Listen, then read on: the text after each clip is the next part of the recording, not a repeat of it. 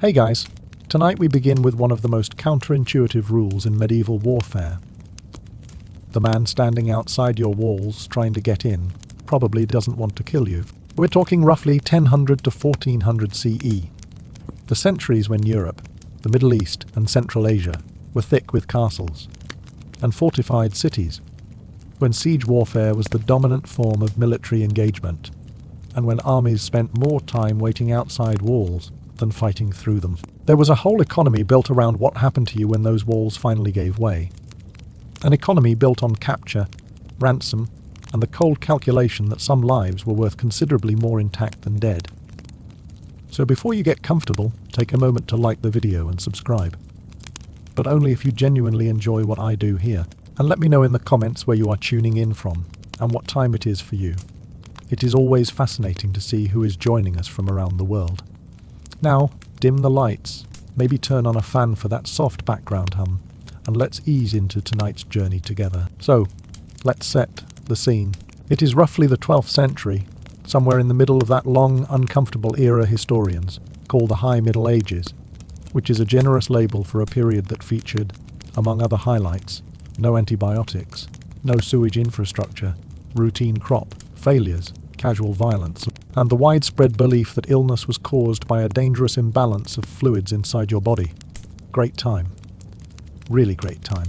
Europe is studded all over with castles, thousands of them, ranging from the genuinely impressive Crac des Chevaliers in Syria, Château Gaillard in France, to the thoroughly modest, a stone tower on a muddy hill, owned by a man who calls himself a lord and technically is one, just barely.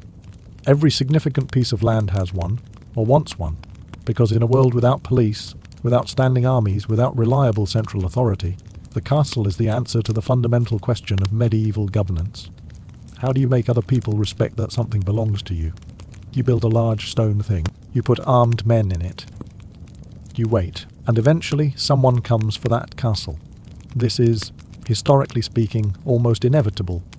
Castles existed because power was contested, and power was contested because there was always someone who wanted the land you were sitting on, the river crossing you were guarding, the trade route you were taxing. Sieges were the primary form of medieval military engagement, not the great set-piece battles you see in the paintings, which were relatively rare, expensive, and often deliberately avoided by both sides, because committing to a pitched field engagement meant risking everything on a single afternoon. A siege was methodical, predictable. You surrounded the place, cut off the supplies, set up your siege engines, and waited. The attacker had time on their side in almost every case. A castle with 60 defenders against an army of 3,000 was not going to hold indefinitely. The only question was what happened to the people inside when the walls finally gave way. Here is the part that surprises people. Medieval professional warfare, organized armies with noble leadership, had a remarkably well-developed economy, built around not killing people, specifically, not killing rich people, because a dead lord was worth the land he was found on. A live lord, properly captured and treated according to the conventions of chivalric warfare, was worth potentially years of his annual income in ransom. The ransom system was essentially medieval war insurance. You captured the enemy's noble officers. You negotiated a price with their family or liege, lord. You released them upon payment, and everyone walked away intact. If somewhat poorer, this was not charity. It was accounting. Armies ran on money. Knights expected to be paid. A single high-value noble prisoner could finance an entire campaign, or clear a noble house's debts in one transaction. The armies outside your walls were not necessarily trying to kill you. They were trying to capture you, which sounds considerably better than the alternative. But as with most things in this period, there was a catch. Which brings us to the question tonight's video is actually asking, what happened to the noble inside the castle when it became clear the walls were going to fall? The church had strong opinions. Suicide was a mortal sin, a direct violation of the commandment against murder, applied to yourself. A man who took his own life to avoid capture was condemned. No last rites, no burial in consecrated ground, just the afterlife arranged badly. This was a genuine deterrent in an era when most people believed these consequences were real and immediate. So the noble facing the end of a siege had a few options.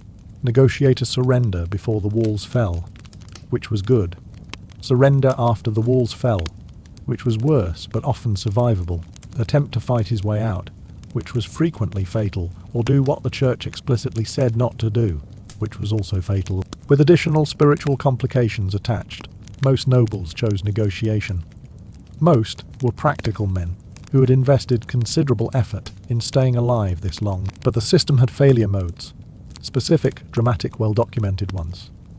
The Mongol Empire operated on entirely different logic. No ransom economy, no chivalric convention, no interest in what a captive was worth alive. The Mongols had a formal warning system: white tents first, meaning surrender now and live. Red tents next, meaning surrender now and most of you live. Black tents last, meaning the question was no longer being asked. When Baghdad fell in 1258 after its caliph refused all three warnings, the Mongol army killed somewhere between 200,000 and 800,000 people. The caliph himself was executed in a method specifically designed to avoid spilling royal blood on the ground, which the Mongols considered unlucky. What they did instead was not better. We will get there. And further back in time, there was Crassus, the Roman general whose death by molten gold at Parthian hands reads, 2,000 years later, as a very specific editorial comment on his famous greed. Tonight, we are going to live through both sides of this system, the one that worked and the ones that didn't. Congratulations! You've just woken up in the spring of 1192 inside a castle in the Crusader states that has been under siege for 19 days. The good news: you are a nobleman of standing, which means you have a room to yourself, and someone brings you your water ration before the common garrison receives theirs. The bad news: your water ration is 1 cup, your bread ration is noticeably smaller than it was 12 days ago. The relief force that was supposed to arrive by day 10 has not appeared, and the army outside your walls has approximately 10 times your garrison's strength, and no visible reason to leave. You wake to the sound of stone, not the dramatic crumbling kind, but the quieter sound of old masonry settling in cold morning air, the small adjustments that thick walls make when the temperature drops, and the day announces itself through the arrow slit above your palate. Your body tells you the time before your mind does. The cold has worked through your blanket and found the place between your shoulder blades where it always finds you, and your joints report on the night's arrangements with the precision they have developed over 19 days of sleeping in the same borrowed room. Your mouth carries the specific dryness of a man on water rations. Not ordinary morning thirst, but the persistent kind that was there when you fell asleep and will be there when you stand up.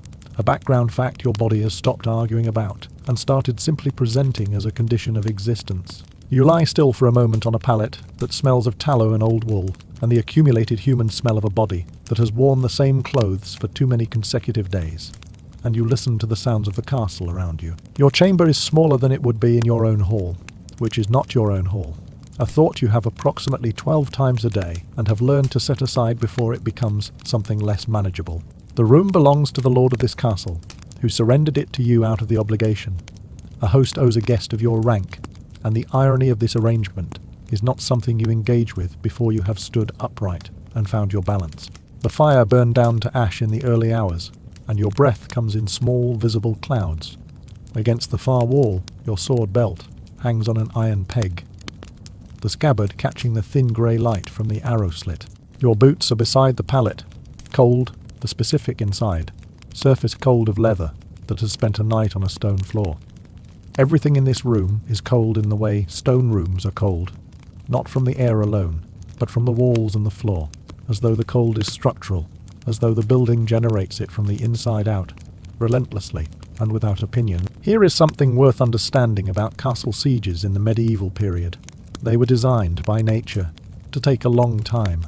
A well-built castle with a competent garrison and adequate supplies could hold out for weeks, months, or years. Chateau Gaillard in Normandy held for 6 months in 1203 before Philip II found a way through the latrine shaft, which is its own remarkable story, and one we will not be addressing tonight.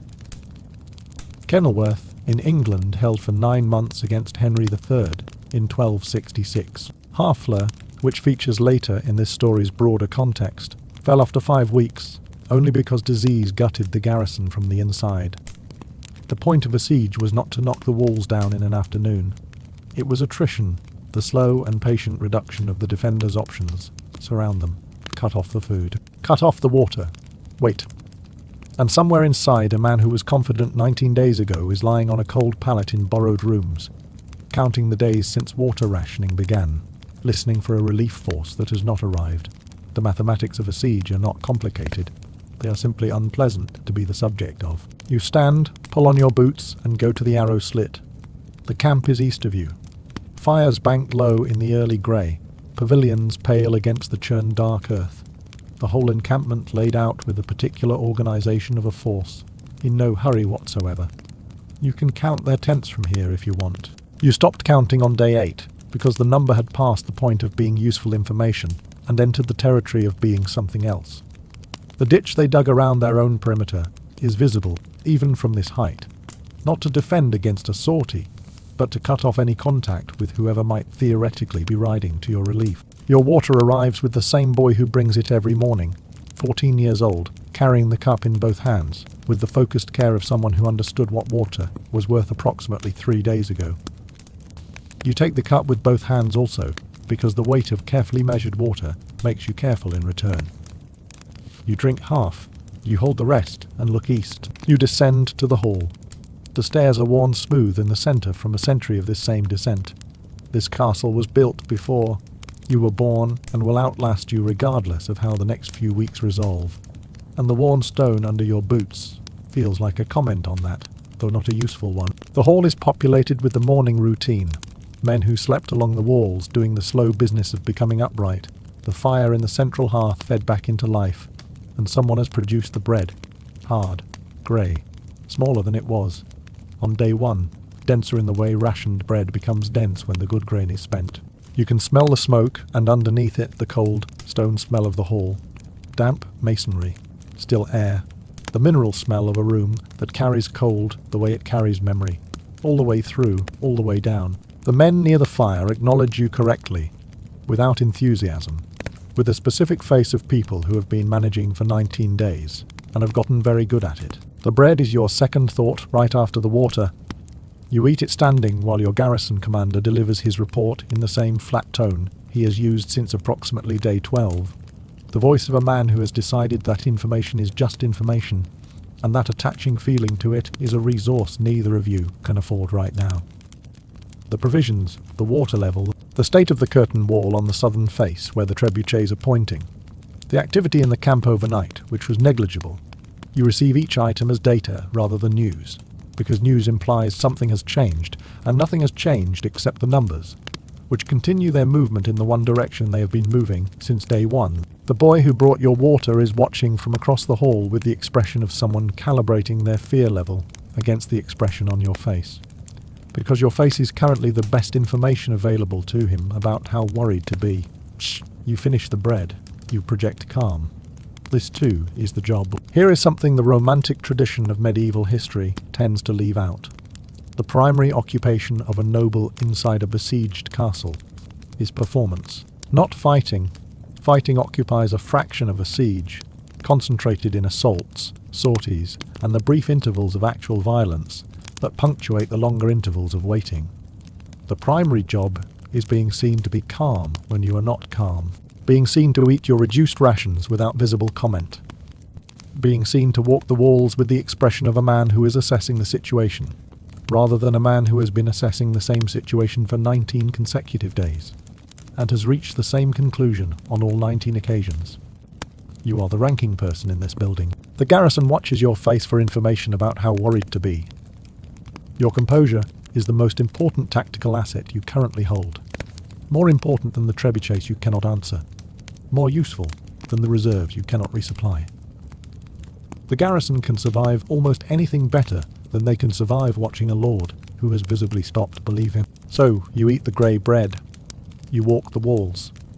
You project. You go up to the walls after the report, as you do every morning. The frost on the north-facing crenellations is still intact, pale, thin, melting at the edges where the stone catches the first low angle of the sun. Your circuit takes you east, south, west, north, and each wall tells you what yesterday told you. The camp is there, the perimeter ditch is there. The 2 trebuchets on the southern approach are in the same position, undeployed, their presence a statement rather than an action. You have spent considerable time, over 19 days, trying to determine whether their non-use means patience or generosity. or something more calculated, and you have not reached a satisfying conclusion. They are correctly positioned against curtain walls like yours. You have seen what sustained stone shot does to a curtain wall like yours, and the fact that they have not yet been used tells you either that the commander outside is waiting for something, or offering you time to make a decision. You walk the full circuit. You note everything. You let your face do what it is supposed to do when the garrison watches. The garrison is 63 men. On day 1 it was 68. 5 were lost on day 9 in a night sortie. An attempt to damage the closer trebuchet, which partially succeeded in disabling one counterweight mechanism and made no meaningful difference to the overall situation. The men who remain have the look of people doing their jobs correctly, and have been doing so for 19 days, which is a slightly different look from people who are fine.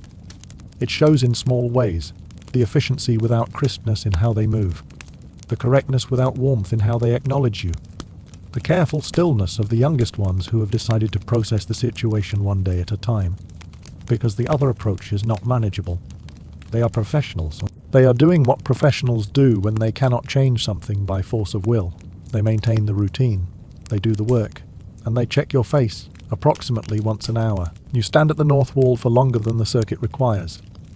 This is the wall that faces the road south, the road along which the relief force was supposed to arrive, along which no relief force has come, along which this morning there is the same empty absence as every previous morning. Your garrison commander finds you there and stands beside you without speaking, which is a form of communication you have both become fluent in over 19 days. The shared acknowledgement of a fact that does not need to be stated because the road states it itself, every morning in the same way. The sun is fully up now, flat and pale, and the camp below has woken into its full routine, fires stoked. Men moving between tents, the ordinary comfortable sounds of an army that ate its full ration last night, and will eat one again tonight. You watch them for a while. The cold comes up from the stone beneath your boots, through the soles, patient and absolute. Then you go inside. Tomorrow you will stand here again.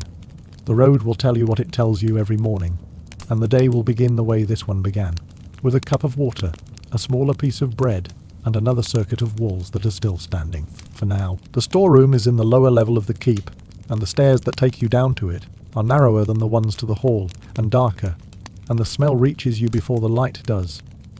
Grain dust, dry salt, old wood, the sweet-sour smell of ale in sealed casks, and underneath all of it, the faintly different smell of a room that has been opened every day for 19 days by someone conducting the same calculation you are about to conduct again. You carry a tallow candle in your left hand because the arrow slits down here are narrow enough to provide light only as a concept, and the candle flame tells you about the air in this room before anything else does.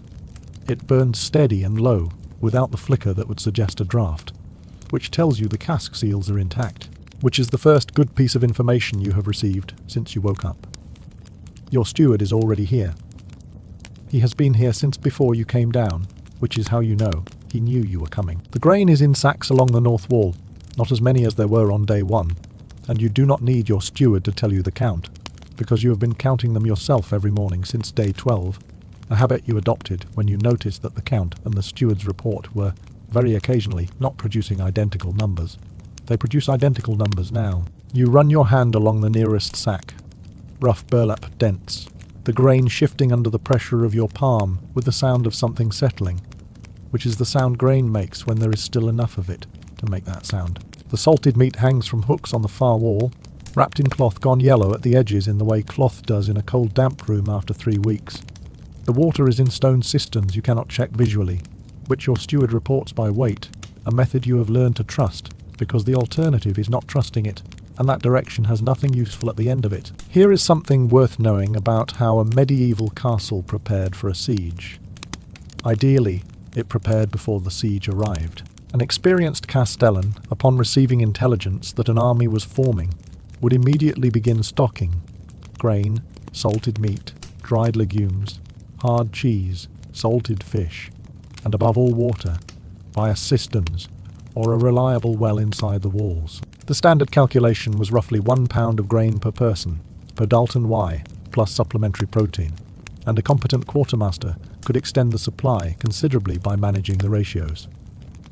What nobody could compensate for was a siege, that arrived before the stocking was complete. The garrison of Chateauguayard in 1203 famously expelled its civilian population mid-siege to preserve food for the fighting men. And Philip II's army refused to let the civilians through their lines, leaving several hundred people to starve in the dry ditch between the two forces. The garrison held for several months more. This is the kind of accounting that a siege produces. Not evil. Exactly. Just arithmetic applied to people. The kitchen is in the corner of the ground floor, nearest the main gate, which is not where a kitchen belongs by any rational standard, but is where it is because this castle was built in layers by different men with different priorities. Your cook has been with the garrison since before you arrived, and has developed the quality that good cooks develop under siege conditions, an absolute refusal to discuss with you what is in the pot.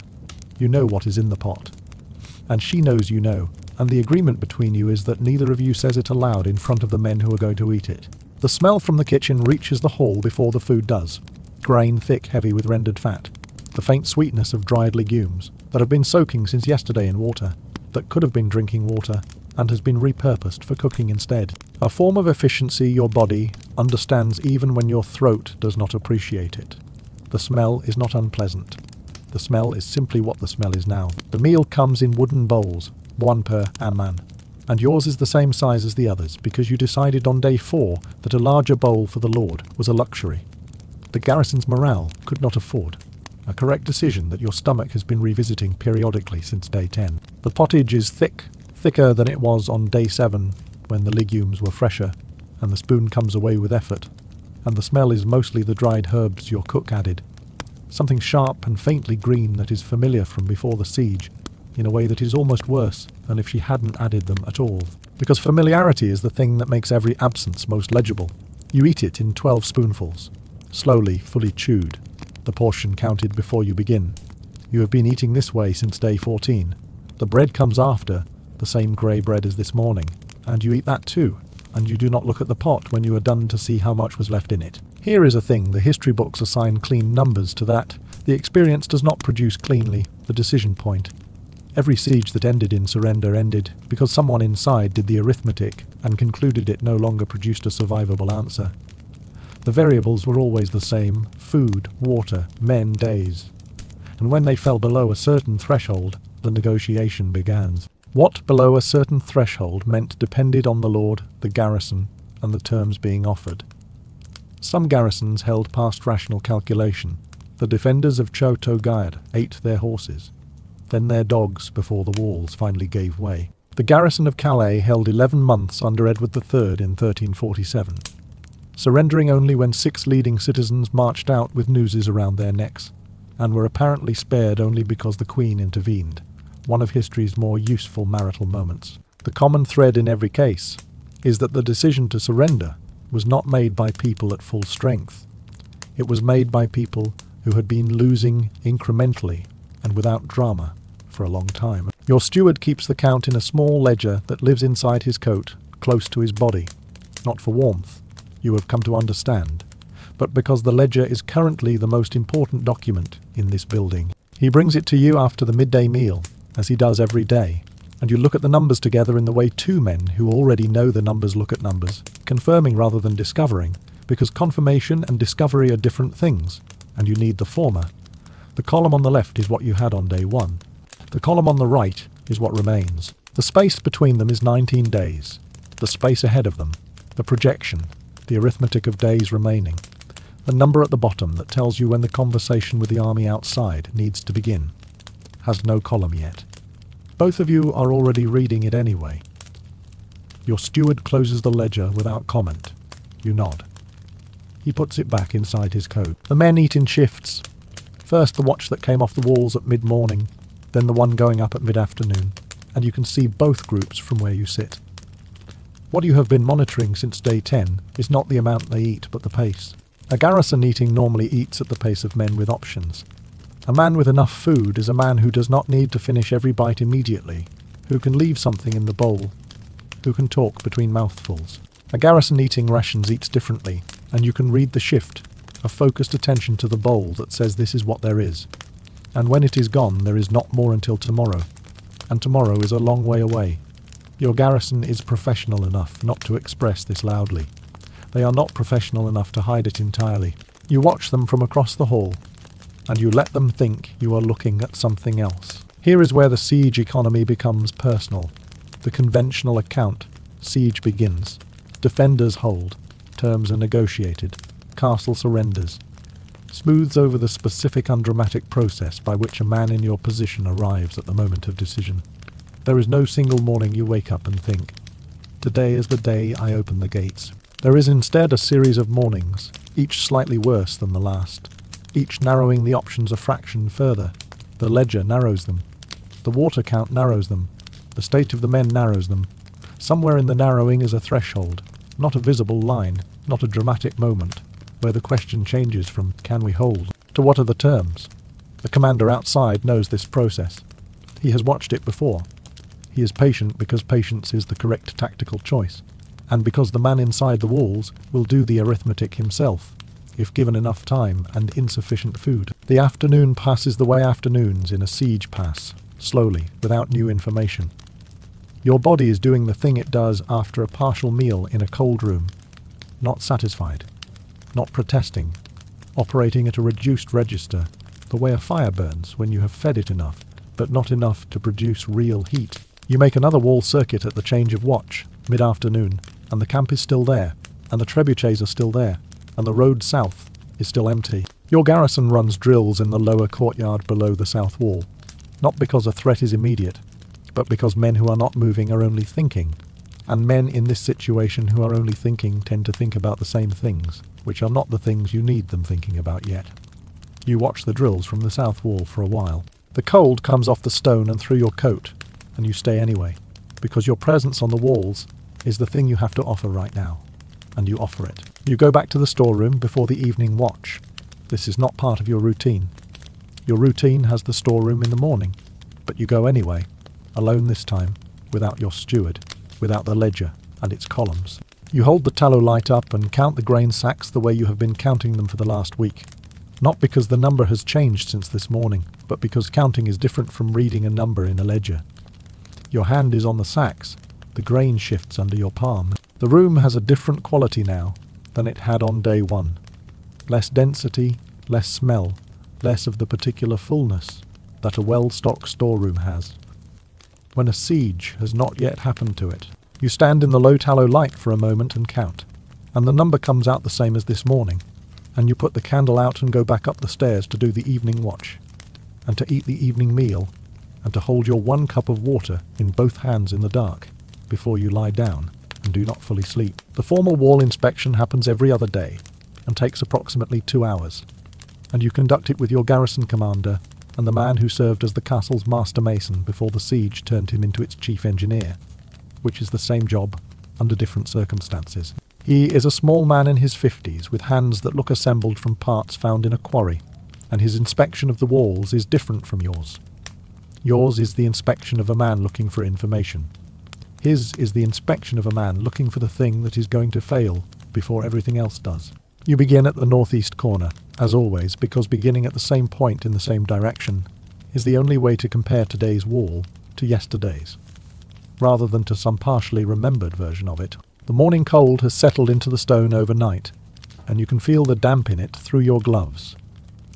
The specific cold of masonry that has had rain on it recently, and has not yet dried, which in November in this part of the world means the stone is essentially always this cold. The curtain wall between the northeast tower and the east gatehouse is where you spend the most time, which your garrison commander notes without comment because he already knows why. This section faces east, toward the camp, toward the main body of the besieging force, toward the trebuchets on the southern approach, and if the commander outside decides to stop waiting and begin working, this section will receive the first sustained attention. Your mason runs his hands along the mortar joints at chest height, which is where he always starts, pressing with 2 fingers into the gaps and reading what the pressure tells him in a way you cannot replicate, because it requires 20 years of handling stone to know what you are feeling for.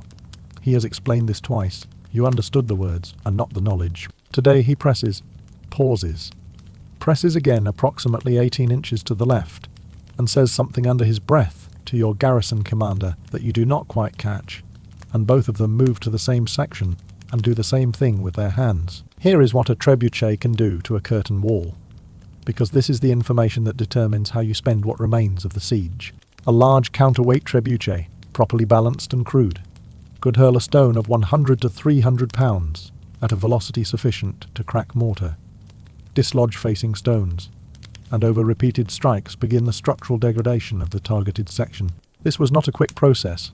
It took days of sustained bombardment to meaningfully weaken sound masonry, and defenders had options during that time.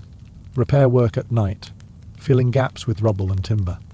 But there were things defenders could not prevent. Mining, digging beneath the wall's foundations, packing the tunnel with combustibles, and burning it to collapse the foundation above, was the most effective siege technique of the period, and it left no warning visible at ground level. When the walls of Rochester Castle fell to King John in 1215, he used the rendered fat of 40 pigs to fuel the fire beneath the southeast corner tower. The tower came down in a night. The defenders had been watching the walls. Nobody had been watching the ground. You move south along the wall walk to the section the trebuchets are facing, approximately 60 yards through the southwest corner tower, which smells of damp and old iron and the smoke of last night's guard fire. The south wall from the outside looks as it did on day one, intact, because a wall that has not been shot at looks fine until it doesn't, and the trebuchets have not yet been used. What your mason is looking for is not damage but pre-existing weakness. The sections where the mortar is older, where the facing stone is irregular, where water has been working on the wall from the inside, longer than the siege has been working on it from the outside. He finds two places and marks them with chalk from his coat, pressing a small cross into the mortar joints without commentary. You ask him what the cross means. He tells you. You do not write it in your ledger, because it is the kind of information you do not want recorded anywhere. The garrison might find it. And you walk to the next section, and your garrison commander keeps pace with you in a silence that says he agrees with this decision. You climb the southeast tower, because it is the highest point on the south wall and gives you the only angle from which you can see the full extent of the enemy deployment in that direction. The trebuchets, their positioning, the distance between them, and the chalk marks on the wall below. The stairs inside the tower are tight and spiral, and smell of old smoke and stone dust. And your hand on the interior wall finds the rough, unfinished texture of masonry that was built to withstand impact from outside, not to be agreeable to anyone inside. From the top, the wind comes off the plateau, with the specific quality of a wind that has nothing between it and you for several miles, and your eyes water immediately, and the cold arrives all at once, rather than gradually. Below you, the camp spreads out in the morning light, with a clarity you cannot get from the lower walls, the full perimeter, the trebuchets, the roads in and out, and most usefully, the precise distance between the trebuchets and the chalk marks on the wall, that you are the only person with an elevated enough perspective to triangulate. Here is a thing that looks like decoration on a medieval castle wall, but is not: the towers that project outward beyond the curtain wall face. They exist because a projecting tower allows the defenders inside to shoot along the wall, face itself, to cover what military architects call the dead ground, the strip of earth directly at the base of the curtain wall that a defender standing on top of it cannot see or reach. An enemy who reaches your wall base uncontested can mine it, batter it, or scale it with ladders, while you look down helplessly at the crown of their helmets. The projecting tower solves this problem. From the southeast tower, you can see the base of your south wall with perfect clarity, and every approach to it, and every position from which an enemy would have to expose themselves to advance on it in daylight.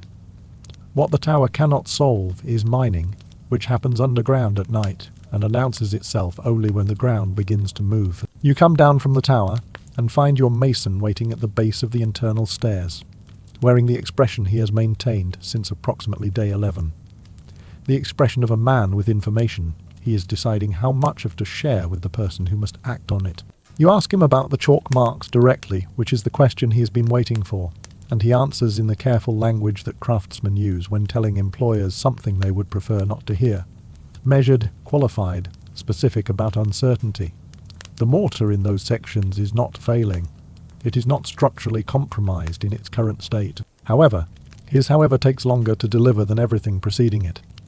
However, if the trebuchets were brought to bear on those specific sections at their current positioning, The timeline to meaningful structural damage would be shorter than on sound mortar, and the timeline to a potential breach would be shorter than you would want, and shorter than he would want, and shorter than anyone in this building would prefer. You listen to the full answer, then you nod once, and move on to the gatehouse. The gatehouse inspection comes last because the gate is the element everyone in the garrison has an opinion about, and you want your assessment complete before you stand in front of it. The portcullis is down and locked, where it has been since day 2, and the main gate bar, oak with iron reinforcement, is seated in its brackets. You check the brackets with your hands, the iron fittings at the stone, the play in the bar's seating, the smell of old oak and worked metal that is the smell of every gate in every castle you have ever stood inside. Your garrison commander is behind you, in the way he stands when he has something to say, and is waiting for you to finish. You finish. He says, "The south postern door." You know about the south postern door. You have known about it since day 7, when your mason noticed that the iron hinge pins on the lower 2 hinges had worked slightly loose in the stone, the result of years of use, and a repair that was done correctly, but not recently. You go to it together, and you look at it together, and you agree on what needs to be done about it, and you note that it has not been done yet, and you make clear that it needs to be done before the next inspection. Here is what actually happens when a wall comes down in a medieval siege, because this is the knowledge your entire morning has been in service of understanding. Once a breach opened, the sequence was predictable, a concentrated assault through the gap, which was the moment of maximum violence, and the moment the conventions of surrender were designed to prevent both parties from reaching. An assault through a defended breach cost the attacker significantly in casualties. Men died in quantity fighting through a gap in a wall, but it cost the defender, something the conventions addressed directly. A garrison that surrendered before a breach, that opened the gates before the wall fell, was generally permitted to march out intact. A garrison taken by assault, that forced the attacker to fight through stone rather than walk through an open gate, could, under the accepted customs of medieval siege warfare, be treated without mercy. The sources phrase this differently depending on who wrote them, but they agree on the outcome. This is why the chalk marks on your south wall are not the kind of information you write in a ledger. The inspection ends at the gatehouse, as always, and the light has moved during the 2 hours you have been on the walls.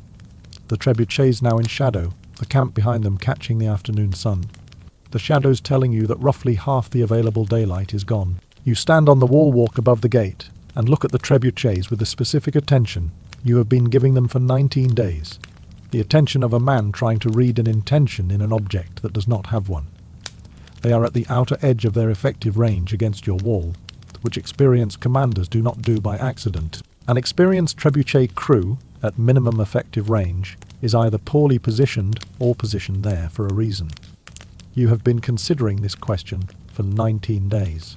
The answer, whatever it is, has not changed the wall's structural condition, or the chalk marks on it, or the mathematics your mason delivered this morning in the careful language of a man who is not yet telling you it is urgent, but who is telling you it will be. Your garrison commander gives you his end of inspection summary in 3 sentences.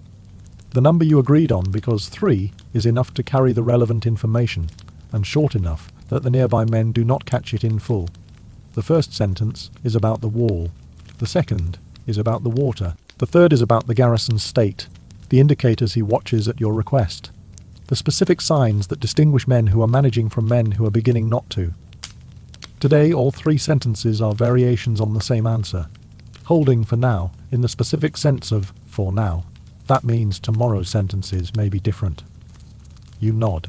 You do not give him 3 sentences back, because you have nothing to add to what he already knows. You complete the evening circuit as the sun angles low and red across the plateau, and the trebuchets sit in their shadow, and the chalk marks are on the wall where your mason put them, invisible from the wall walk, visible from the southeast tower, invisible to everyone else in this building, except the 2 of you and the garrison commander walking 1 step behind you, saying nothing. The evening meal is done, and the hall has settled into the particular quiet of a garrison at night.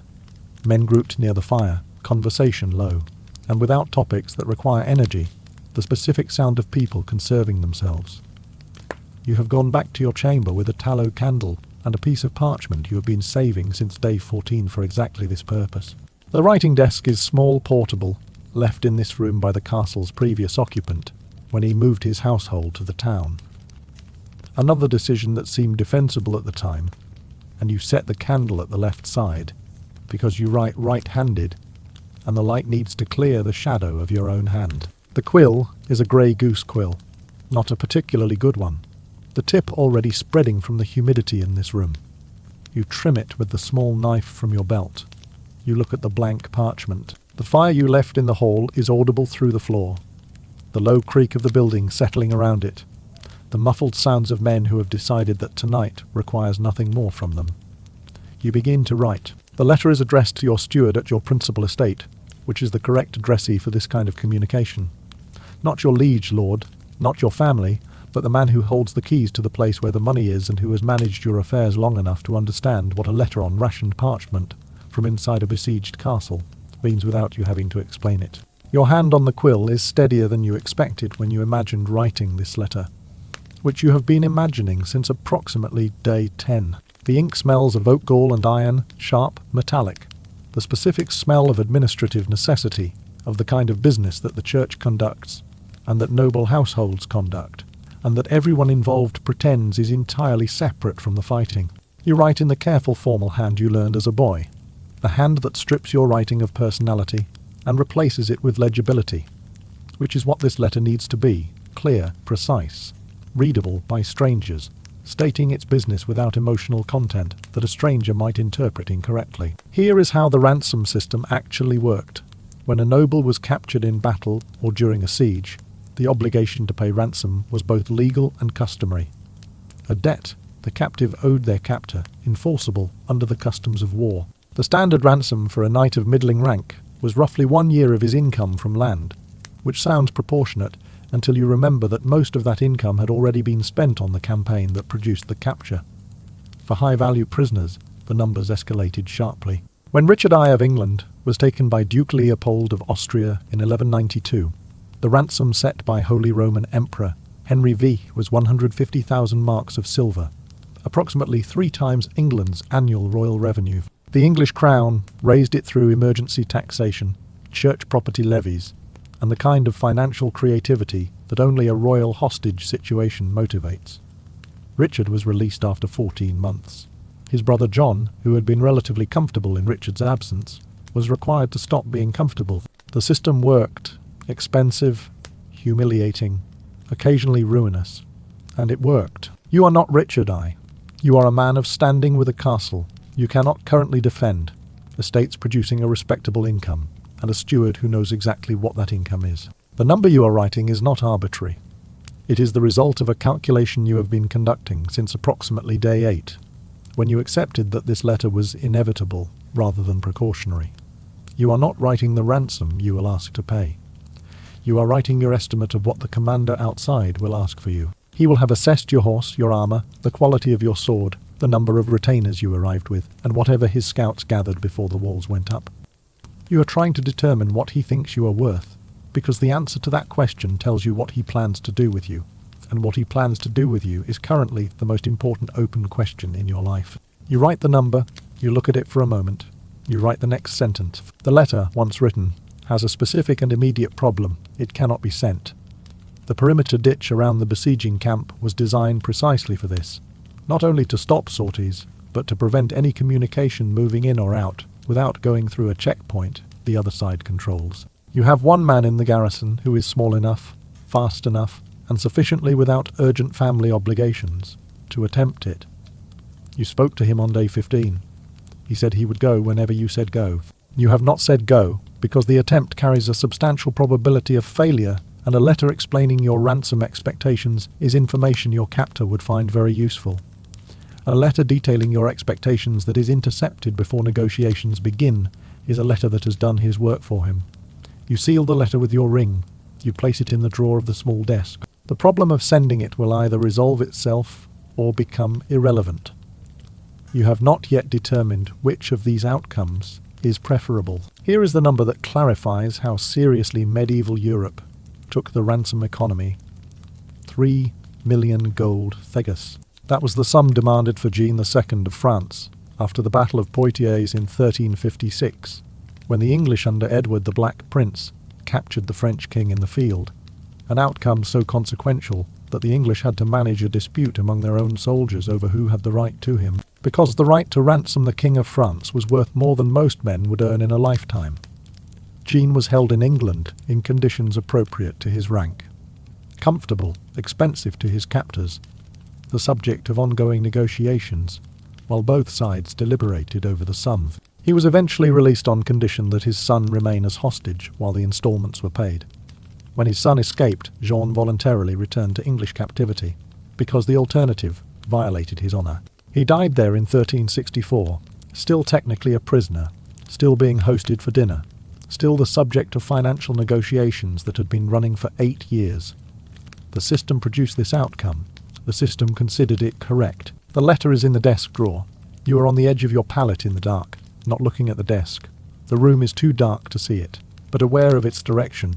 You have known the letter's approximate content since day 12, and the act of writing it has not changed the arithmetic, only converted a private calculation into a document. A document is a different kind of thing than a thought. It exists outside your head. It is legible to strangers. It is the formal acknowledgement that the situation has advanced to the stage where letters about ransom are being written. Your steward will receive it eventually. Either you will find a way to send it, or the siege will resolve in some direction that makes sending it irrelevant. Until then it is in the drawer, sealed. The number inside it, the most precise statement currently available of what your continued existence is worth to someone outside these walls.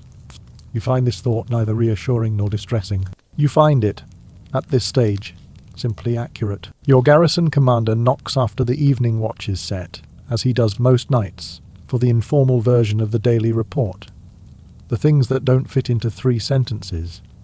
Tonight he notices the quill on the desk, the ink on your fingers you did not entirely clean, and he does not mention it, which is the correct response.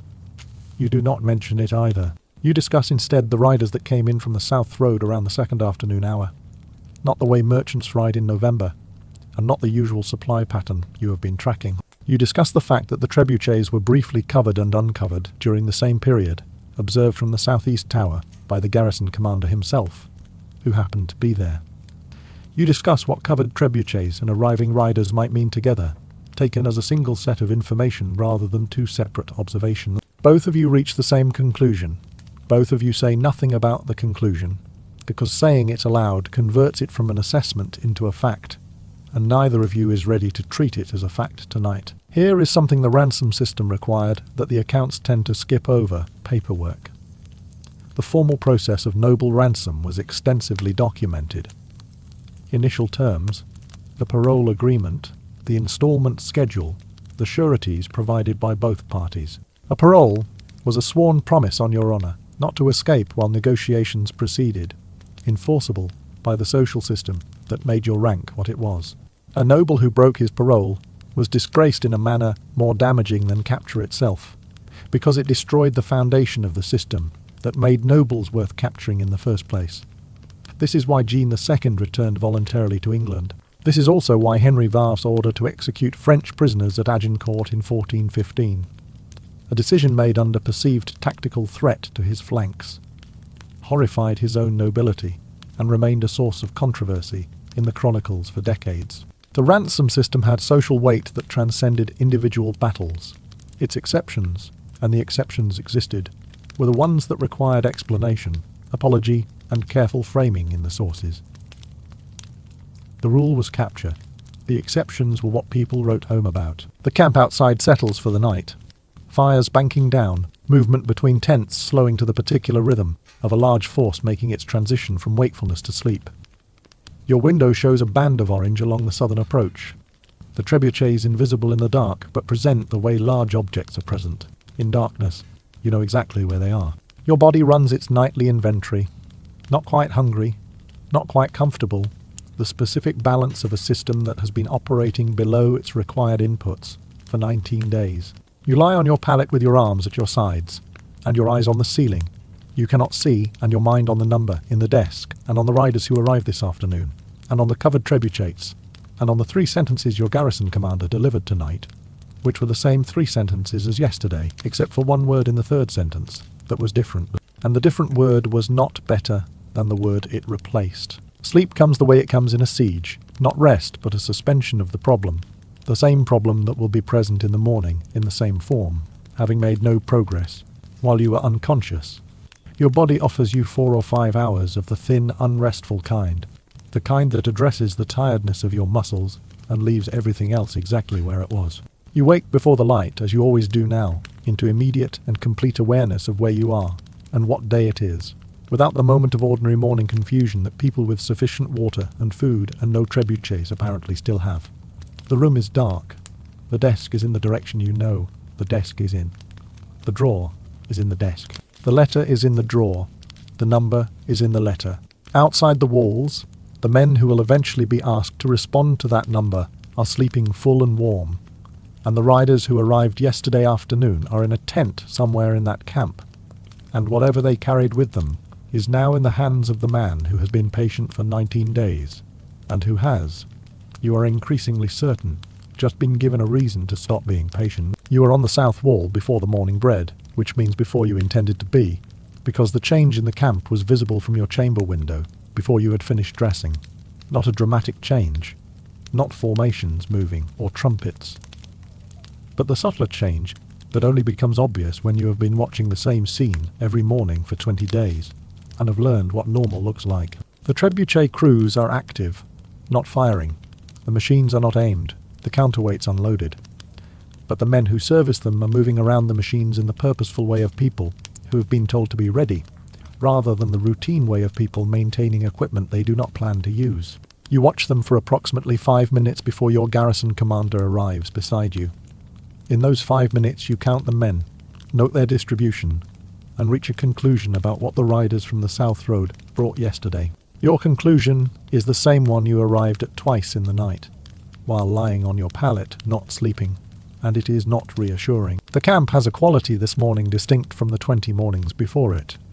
A large organization that has received new orders moves differently from one in a state of maintenance. A kind of directed energy between the torpor of waiting and the noise of action, the specific middle state of men who know what they are about to be asked to do and are making preliminary adjustments. You can see it in the purposeful movement between tents. You can see it in the longer lines at the camp kitchen, which means the camp expects a busy day and is eating accordingly. You can see it in the 2 entrance points through the perimeter ditch that have been widened overnight, which is the preparation you make when you expect to move people and equipment quickly through them in quantity. None of this is conclusive. All of it points in the same direction. You look at the chalk marks on the south curtain wall, and note that the closest trebuchet is angled toward the eastern of the 2 marks, and that the angle is not the angle it was yesterday. Here is a military tradition from roughly 50 years before your current situation that has been, since you first heard of it as a young man, the clearest illustration of what happens when the ransom economy's conventions are absent. The Mongol army operated a formal system of graduated ultimatum before besieging a city. White tents raised outside the walls meant surrender now and live.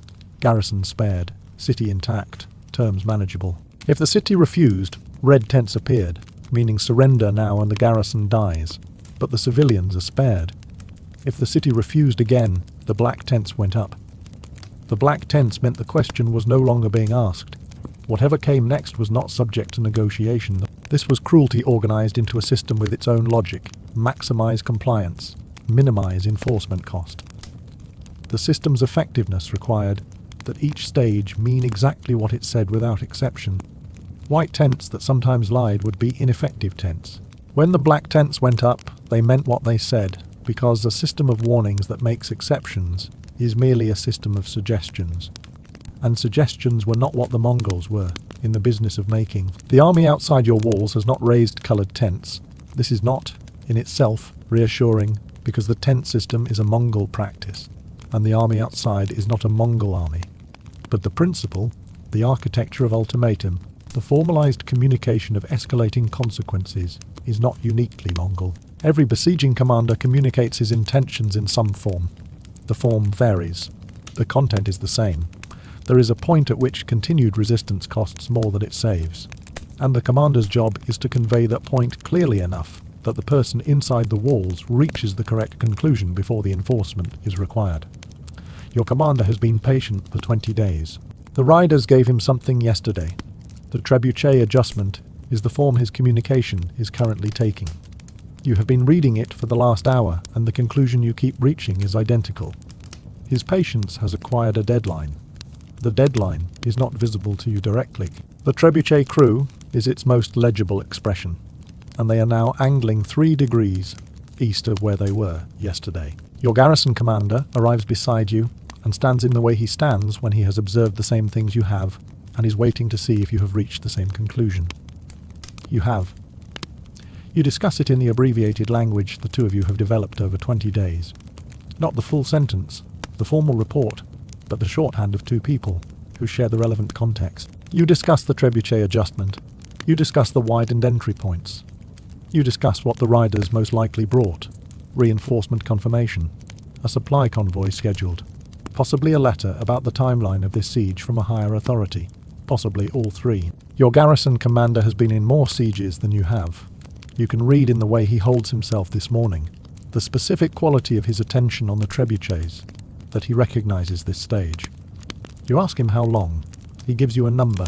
The number is not the number you wanted, and you both know the number is an estimate, and you both know it is a well-informed estimate from a man who has been right about this kind of estimate before. Here is the siege of Baghdad in 1258, because this is the siege that ends the conversation about what happens when a warning system is not taken seriously. Hulagu Khan arrived outside the city in January with an army variously estimated at 100,000 to 300,000 men. The Caliph al-Mustasim had advisors urging surrender. He had a military commander urging surrender. He had 40 years of Mongol expansion as precedent, which had demonstrated with consistent clarity what refusal produced. He received the warning in whatever form Hulagu sent it. He sent back dismissive letters, reportedly suggesting the Mongol army would be destroyed by divine intervention, and that the Muslim world would rise in the Caliphate's support. Neither of these things happened. The Mongols breached the walls in 2 weeks. The sack lasted 7 days. Estimates of the dead range from 200,000 to 800,000, depending on the source. The House of Wisdom, the greatest library of the medieval Islamic world, centuries of accumulated scholarship, was destroyed. The books thrown into the Tigris. Contemporary accounts say the river ran black with ink, and then red. Here is what happened to the Caliph after the city fell. He was captured alive. The Mongol tradition held that royal blood should not be spilled on the ground. A taboo with religious significance, applied specifically to the deaths of rulers. The solution was to wrap him in felt or carpet, the accounts differ on the material, and have him trampled by horses. Before the execution, Hulagu reportedly showed him the treasures accumulated in his palace, and asked why he had not spent them raising troops. The question was its own form of cruelty. The editorial comment delivered in person rather than by a chronicler. The treasure had done him no good. The advisors he had not listened to were dead alongside everyone else. The library was in the river. The Mongol army moved to the next city, which had been watching what happened to Baghdad, and which, in almost every subsequent case, sent a reply to the initial offer that was considerably more cooperative. The lesson propagated effectively. A system of consequences that is consistently applied becomes known as consistent, and knowledge of consistency is most of what makes the system work. By mid-morning, the trebuchet nearest the eastern chalk mark is not merely aimed. It is loaded, the counterweight raised, the arm tensioned, the sling arranged. This is not the same as being fired, and between loaded and fired, there is still a conversation that can happen, still a gate that can be opened, still a letter that can be sent through the perimeter by a small, fast man who is currently asleep in your garrison. But a loaded trebuchet is a different object from an unloaded one in the way a drawn sword is different from a sheathed one. The state itself is a communication, and the communication has a content you can read clearly from the south wall walk where you are standing. Your garrison commander is beside you. You both look at the machine and at the chalk mark on the wall below you, and you do the geometry together in silence. And the geometry produces the same answer it produced this morning, and the morning before, and every morning since your mason put the chalk marks there and told you what they meant. Here is what the absence of the Mongol tent system actually means, applied to your specific situation. The army outside your walls is operating in a tradition that does have conventions. It is a Christian army. It observes chivalric customs. It participates in the ransom economy. These are real protections and not trivial ones. But every protection exists within a context, and the context can change. A besieging commander who has been patient for 20 days, and who has just received riders from the South Road with new orders, is a besieging commander whose patience has been replaced by a schedule.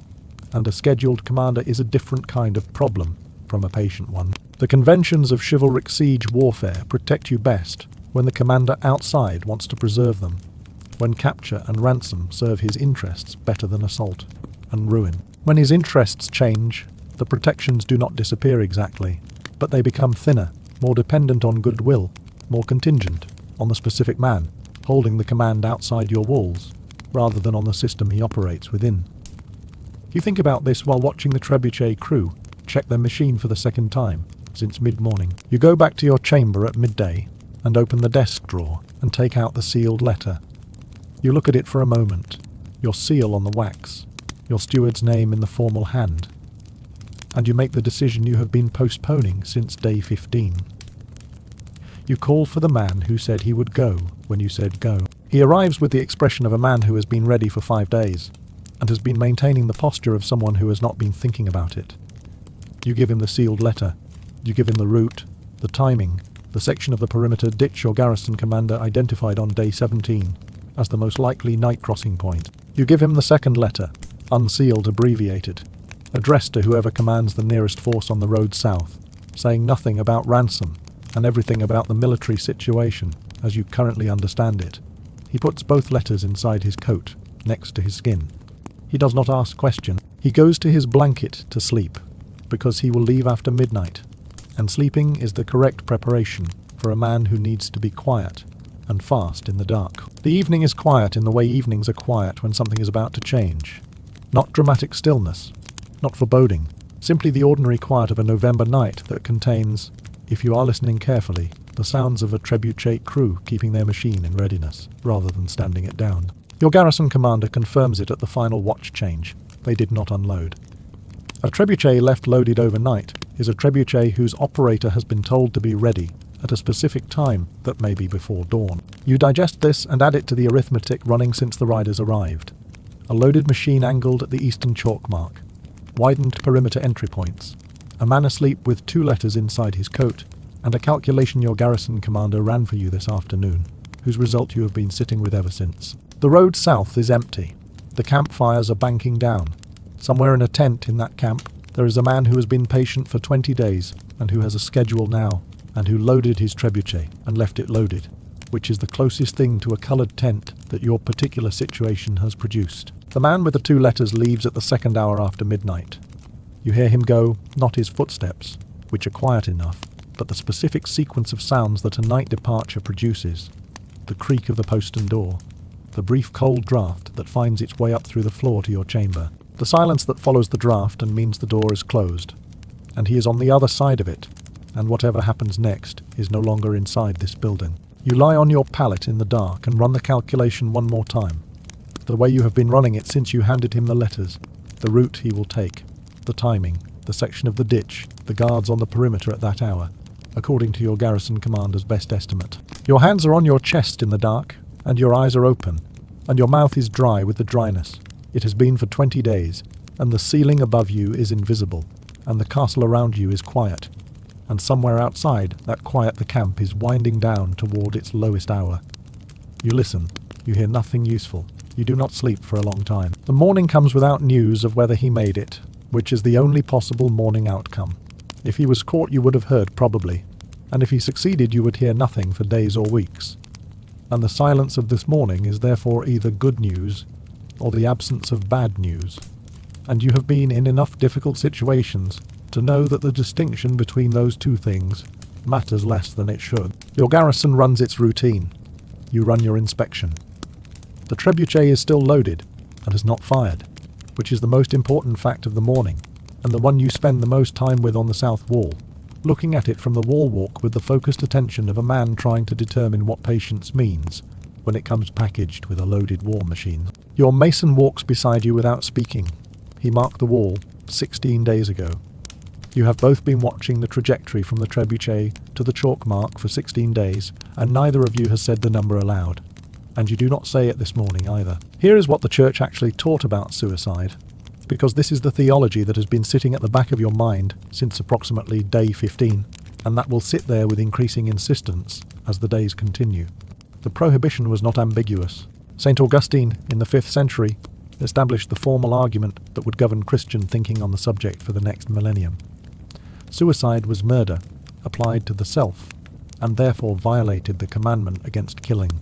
It was the theft of something that did not belong to you, your own life, which was God's to give and God's to take. The consequences were specific and serious. A person who died by suicide could not receive the last rites, could not be buried in consecrated ground, and could not, under the theology of the day, which most people in your position believed in some combination of entirely and desperately, receive the mercy available to those who died within the sacraments. This was not a technicality. It was the road to hell, specifically, and named, and in an era when most people believed in hell as a real place with a real geography. The prohibition had weight that a modern reading cannot fully recover. You go through the morning, as you go through all mornings now, the inspection, the report, the bread, the water. Your steward finds you in the hall after the midday meal with the expression he wears when the ledger has something to say. And what the ledger says today is that the grain stores have passed a threshold you identified on day 12 and have been watching approach ever since. You receive the information in the tone you have been maintaining for 21 days. Flat, even, the tone of a man processing data rather than feeling it. And your steward holds the ledger open long enough for you to confirm the number, and then he closes it and puts it back inside his coat. You finish your half cup of water. Your chamber is at the top of the northeast tower, and the stairs up to it are 43 steps. And you count them as you always count them now, because counting the steps is a form of structure in a day that has too much formlessness in it, because structure is a resource, like any other, and you are running the same conservation discipline on it that you run on the grain and the water. Here is something the prohibition against suicide produced that has nothing to do with theology. It produced a very useful set of social pressures on exactly the people most likely to face the situation you are currently in. A lord who chose death over capture was not simply making a personal decision. He was abandoning his garrison, who would then face the consequences of a siege without a lord to negotiate their terms. And he was violating an explicit religious prohibition that his entire social world enforced. The practical effect was to keep nobles alive at the moment when capture might otherwise seem preferable to whatever came after it. The church, in other words, was doing the ransom economy a significant favour.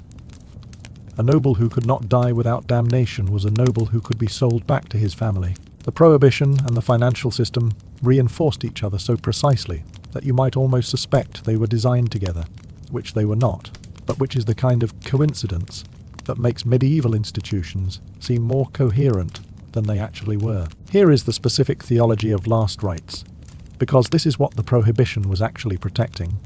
In medieval Catholic practice, a person who died with unconfessed mortal sins went to hell. A person who died with a priest present, who had confessed and received absolution and the final sacraments, died in a state of grace that provided, doctrine held, the possibility of salvation regardless of what the life preceding that death had looked like. This made last rites functionally important in a way that maps badly onto modern secular thinking, but made perfect sense in a world where the consequences of dying badly were both real and permanent.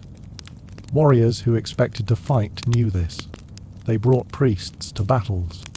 They received confession before engagements. Saladin, after Hattin, released the captured Bishop of Lydda specifically so that he could administer last rites to the dying among the captives, an act of military mercy that the chronicles record with the genuine surprise of people describing a thing they did not expect. The theology of death was not a private matter. It was infrastructure. Your afternoon is the kind of afternoon that a besieged castle produces in its third week, long, cold, without incident, and structured entirely around the absence of things.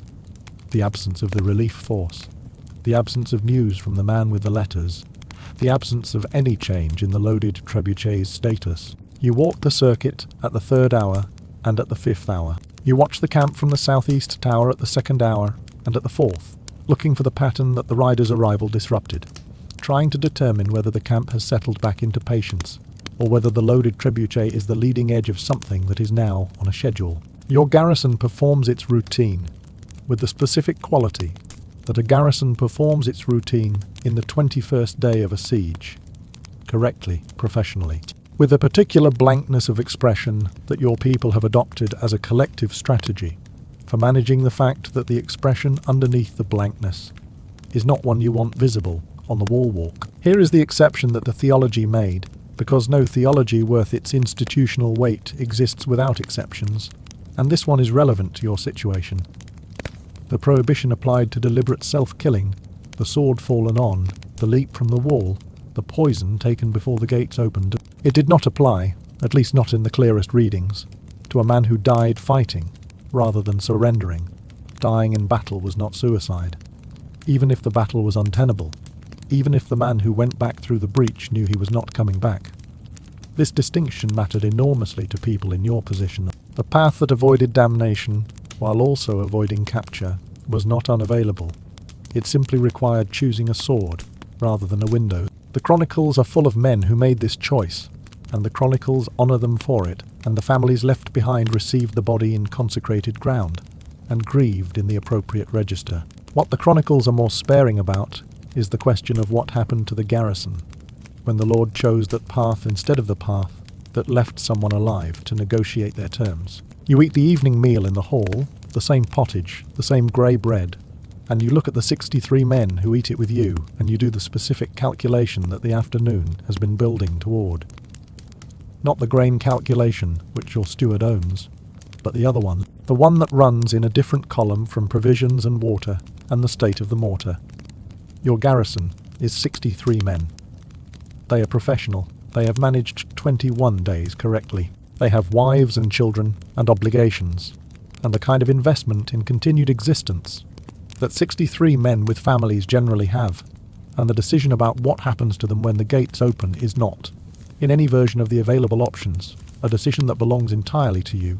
You eat your bread. The fire in the hearth gives the hall its only warmth, and the smell of it, wood smoke rendered fat, the specific smell of food made from what is left, rather than from what is preferred, sits in the low-beamed space above the tables and does not move, because there is no draught tonight, because the night is still, because the trebuchet is loaded and has not fired, and the morning will be what the morning will be. You go to your chamber at the end of the evening watch, and you sit on the edge of your pallet, and you do what you have been avoiding since day 15, which is to think about the options in the correct order, not the ransom option, which you know, not the fighting option, which you also know, the option the church has named specifically and condemned specifically, and which you have been keeping in the third position, behind the other two, because the third position is where things go when you need them to stay theoretical.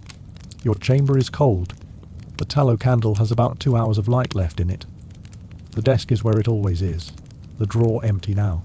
The letter gone. You are a nobleman of standing with a garrison of 63 men, and a castle with chalk marks on its south wall, and a grain count that crossed a threshold this morning, and a relief force that is either coming or not coming, and a man somewhere outside the walls with 2 letters in his coat who is either through or not through. You sit with all of this for a while. Then you blow out the candle. Then you lie down. The third option stays where it is, in the third position, theoretical, for tonight. The trebuchet fires at the second hour after dawn, and you hear it before you see what it does. The sound reaching you on the north wall, where your morning inspection has taken you, your body understanding what the sound means before your mind has processed the information. Your feet are moving south along the wall walk before you have consciously decided to move. Your hand on the parapet for balance. Your eyes already going to the south wall, where your mason marked the mortar on day 6. The dust reaches you before you reach the damage, your nose catching it first, the dry broken, lime smell of masonry that has been struck at force, the specific airborne signature of a wall that has just been introduced to a trebuchet's argument. Your mason is at the impact point before you are, crouching, running his palm along the stone, and you watch him do it and read what his hands are finding before he straightens and looks at you. Your fingers find the crack when you crouch beside him, diagonal, running from the impact point in both directions, 3 feet at least, through the section he measured in chalk on day 6. You measure its width at the widest point. A knuckle, your mason says nothing. You say nothing. The stone has already said what needed to be said. You spend the next hour at the damaged section, and the hour after that at the south wall generally, moving along the wall walk with the focused attention of a man whose morning has clarified his job. Your eyes go from the crack to the trebuchet position, to the angle of trajectory, and back to the crack, the same circuit you have been running in theory for 22 days, and are now running against a real data point. Your garrison is watching it from their posts in the not-watching way they have been trained to watch things that matter, and you watch the reset time with the part of your mind that files data and note that it is faster than yesterday's estimate. They are not wasting time between shots, which tells you something about the schedule they are operating on. At the 4th hour, the trebuchet fires again. Your body hears it before your ears do, the sound travelling through the stone of the wall into your palms on the parapet, your feet on the walkway. The second shot lands 6 feet from the first. Your mason crouches and looks at the new crack, and where it runs relative to the old one. And you crouch beside him, and you can both see that the cracks are propagating toward each other through the section of mortar between them, the two arguments beginning to become one argument, which is a thing walls lose. A trebuchet aimed at a specific section of wall was not random violence. It was a structural argument, made in stone, that wall engineers had understood for generations, and garrison commanders had very little practical recourse against once it was being made coherently. The mathematics of breach were well established. A wall failed not from a single strike, but from the accumulation of strikes against the same section, each one propagating existing fractures further through the mortar courses until the wall reached the point where it had no more structural answers. The variable was shot count, a wall of good thick recently. Pointed mortar might absorb a dozen strikes before the breach opened. A wall with aged lime and settled courses might fail in 6 or 7, and the engineer operating the trebuchet spent the first shots not destroying the wall but reading it, the way you might read a document, looking for where the argument was weakest, where the stone would respond first. What your mason had understood on day 6 was the state of your wall's argument.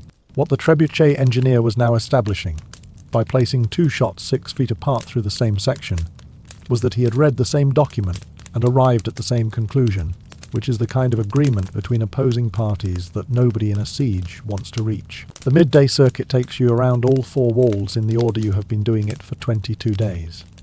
And you do it the same way today, because routine is a resource you do not spend when you still have it. Your garrison runs the midday shift with the efficiency of men who have been doing the same tasks, in the same order for 3 weeks, and know them well enough that the tasks no longer require the cognitive overhead of novelty. Which is the point, your point, the point you have been enforcing for 22 days. Your body does the inspection, and your mind runs the calculation, and the 2 operations proceed in parallel the way they do when you have been doing this long enough. Your eyes return to the south wall at the end of each circuit, in the way your eyes return to a thing your body has decided matters. And what your body has decided is that 2 shots in one morning, 6 feet apart, converging on the section your mason marked, mean the engineer is consistent, and has a target, and is going to have a successful result if nothing changes. And the things that can change are, the man with the letters reaches the Southern Command, or the relief force moves faster than your calculation accounts for, or something stops the trebuchet. And you have no direct means of producing any of these outcomes from inside the walls. The midday meal in the hall is quieter than usual, but not in the way that fear is quiet, in the way that men who know what they are doing are quiet when they are thinking about what they know. Your garrison does not panic. You have been watching for it since day 1, the way you watch for rot in a grain store, checking for it regularly, noting its absence, understanding that its absence today does not guarantee its absence tomorrow. What you see around the tables tonight is the particular stillness of men who have heard the trebuchet fire twice, and have run their own version of the calculation, and have arrived at a number they are sitting with. Your steward brings your bread and water without meeting your eyes for longer than the exchange requires. You eat in the tone you've been maintaining for 22 days. Flat, even the tone of a man processing data rather than feeling it. And your garrison reads this tone the way garrisons read their commanders, which is to say completely and continuously, and with the specific attention of people whose futures depend on accurate readings. Your bread is the same bread. Your water is the same cup. The south wall has taken 2 shots. The hall is warm from the fire. Agincourt, in October of 1415, was the moment the ransom economy discovered it had edge conditions it had never formally acknowledged.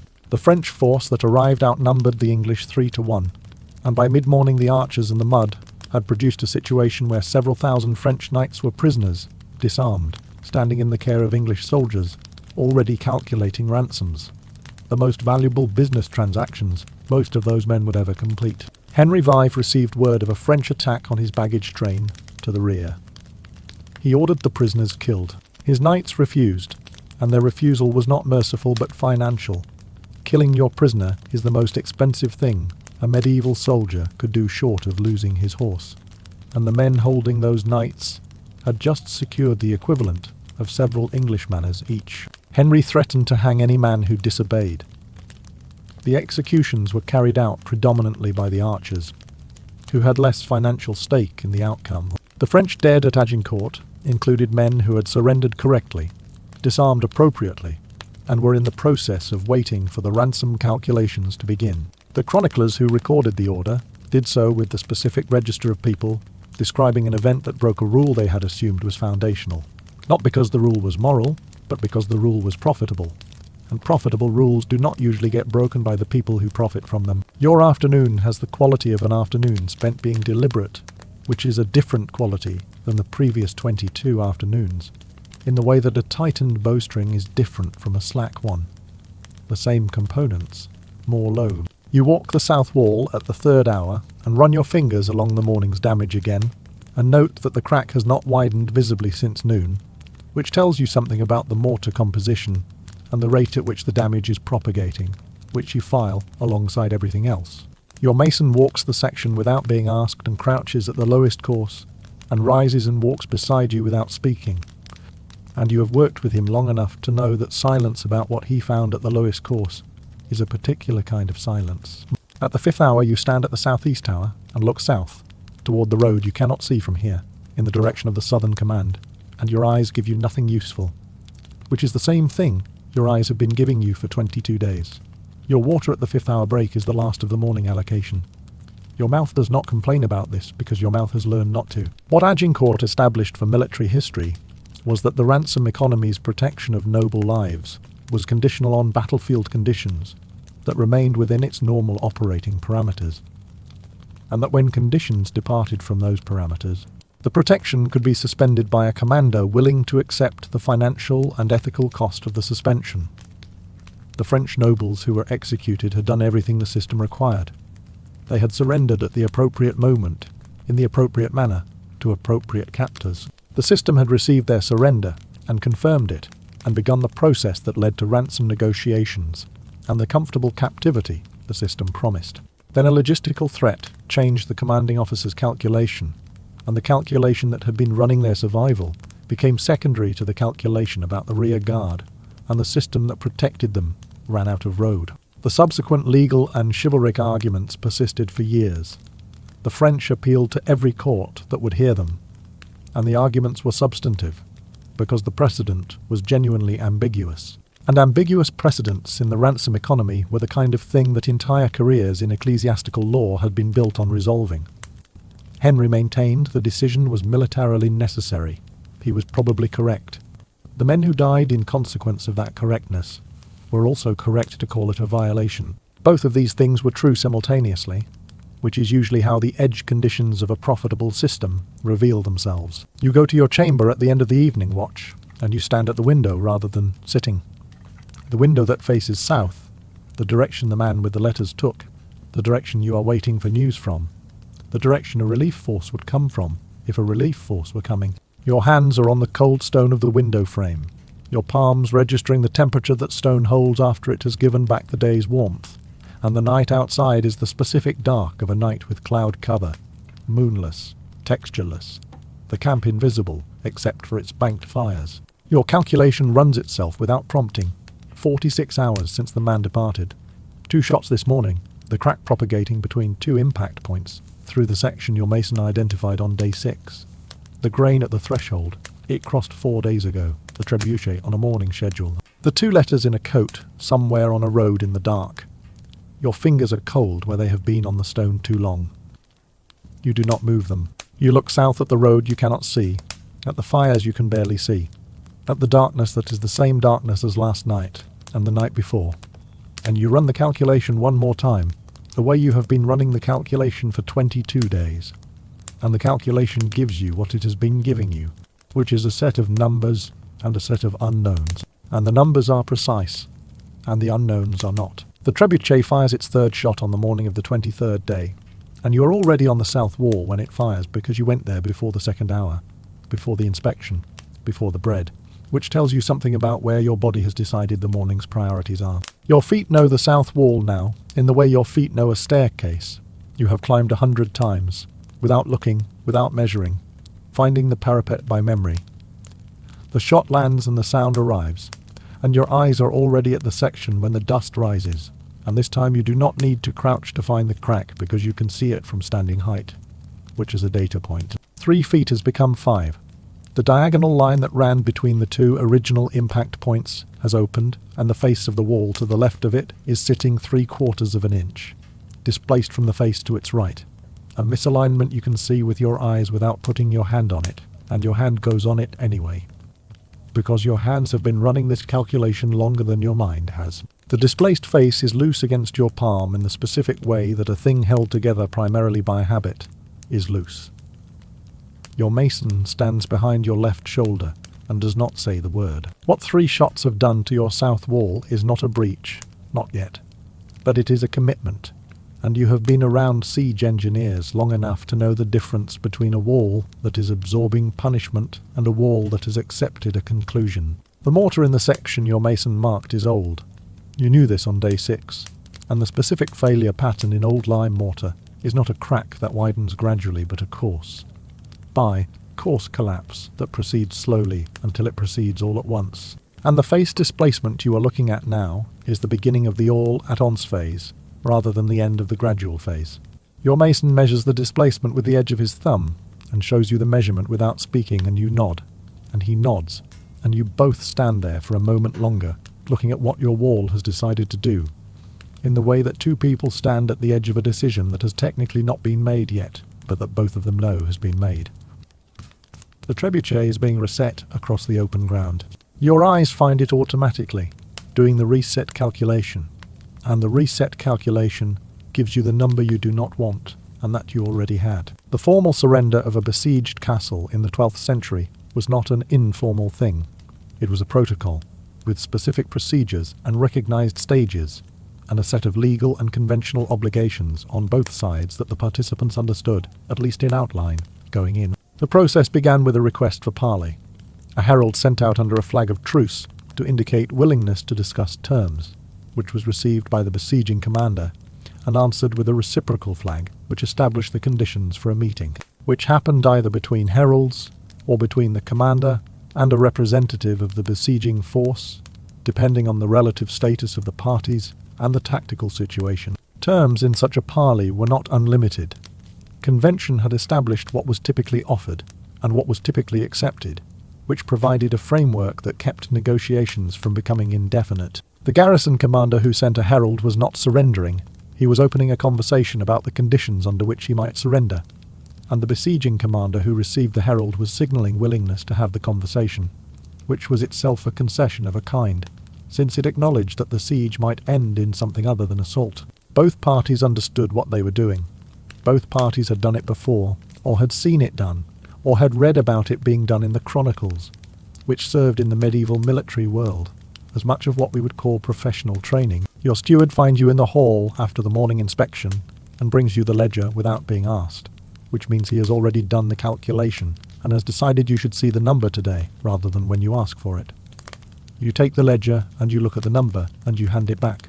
Your water cup is on the table in front of you and you look at it for a moment before picking it up. The grain column says what the grain column has been approaching for 8 days, which is the number that corresponds to a specific timeline. And the timeline the grain column describes, and the timeline your south wall describes, and the timeline the man with the letters describes, are now running in parallel in the part of your mind that has been running them since day 1. And the parallel gives you what parallel lines in the same direction eventually give you when you follow them far enough, which is a point of convergence. Your steward stands on the other side of the table with the ledger back inside his coat and his expression, the expression he has maintained for 23 days. And you look at him, and he looks at you, and you say nothing, and he says nothing. and you finish the water in your cup, and you put it down, and you stand. The midday circuit takes you around all four walls, the same way it has taken you around all four walls, for 23 days. And your garrison meets your eyes from their posts, the way they have been meeting your eyes, which is to say with the specific quality of people who are reading their commander continuously, and have enough data by now to read him accurately. You have been maintaining the flat tone for 23 days, and you maintain it today. Your boots find each section of parapet by memory. Your eyes do their work. On the south wall, at the damaged section, your inspection goes 2 minutes longer than usual. Your hands on the displaced face, and two of your garrison are near enough to see you do it. And you let them see you do it, because concealing information from a garrison that has been professional for 23 days is not a respect you want to pay them on day 23. One of them, the young one with the Flemish accent who has been on the south wall more often than his rotation requires, the one who has been watching the trebuchet the way young soldiers watch things they are trying to understand, meets your eye when you look up from the wall face, and you hold his eye for a moment, and you nod, and you move on, and you move on. The rule that governed the timing of surrender negotiations was known to every garrison commander in Christendom, and was one of the most consequential pieces of military convention in the medieval period, for the simple reason that it connected the decision of when to surrender directly to the terms available when you did. A garrison that requested parley before the besieging force had mounted a formal assault was entitled, under convention, to negotiate for terms that included safe conduct for the garrison and commander return of personal property, and sometimes, depending on the relative status and the goodwill of the parties, freedom for the garrison to march out under arms.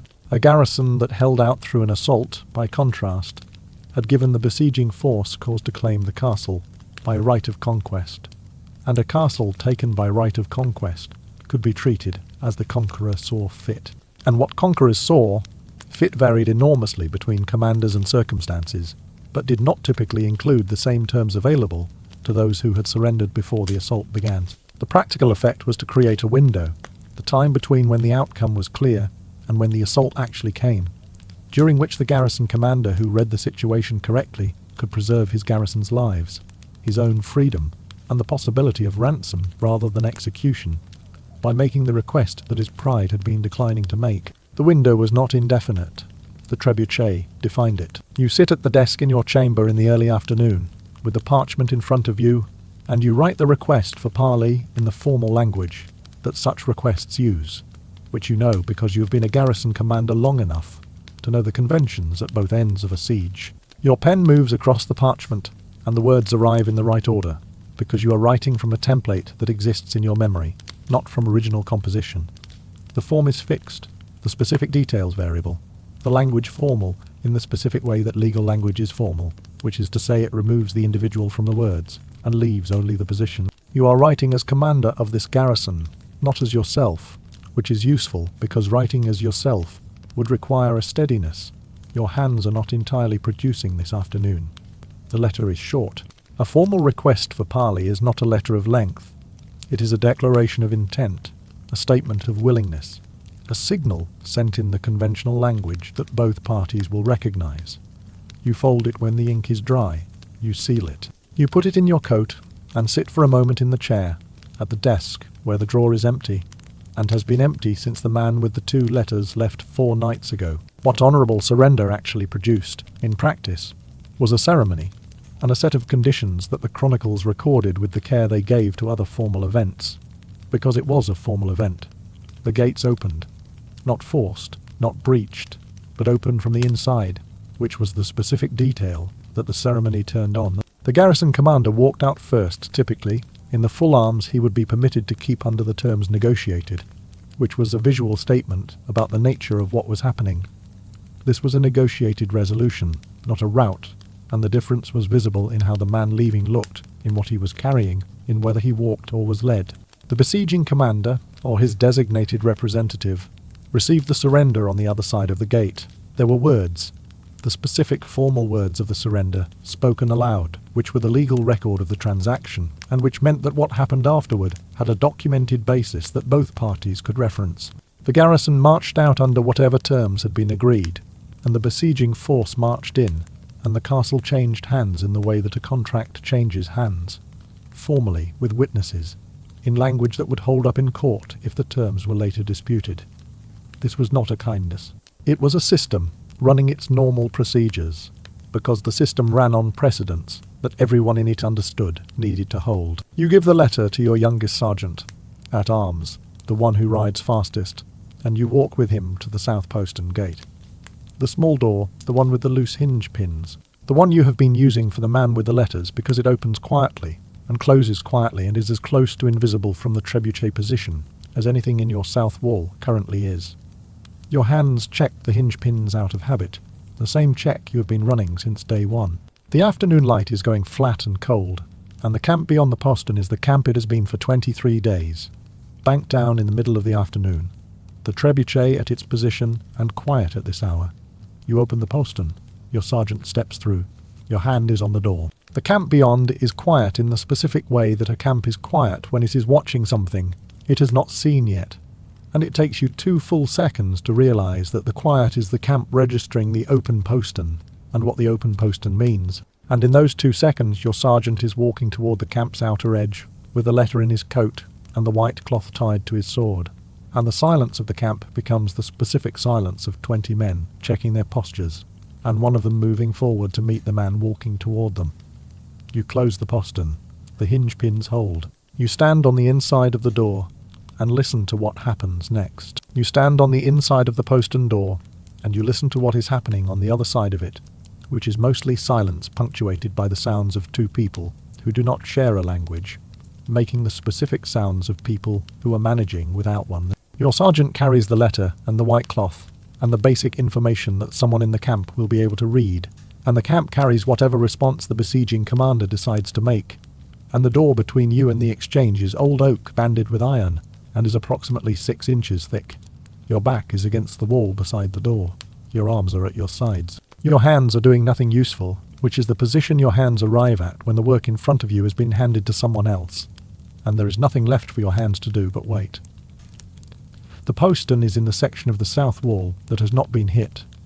The shots landed 30 feet to the east, and under your back you can feel the difference between this section of wall and that one, or you believe you can, which amounts to the same thing in terms of how it sits in your body. The response comes back in the late afternoon. Not the terms, not yet, but the acknowledgement. A white cloth returned with your sergeant, and the verbal report that your sergeant delivers in the voice of a man who has done something he did not expect to do and has come back from it intact. The besieging commander has accepted the parley request. A meeting will be arranged for tomorrow morning. Their representative to your gate, or your representative to theirs. The specific logistics to be worked out by the heralds, which is how these things work.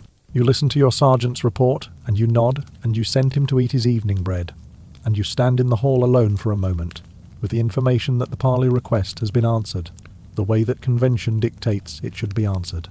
The system is running its procedures. Your wall has 3 shots in it, and your grain is at the number your steward showed you this morning, and you have a parley meeting tomorrow.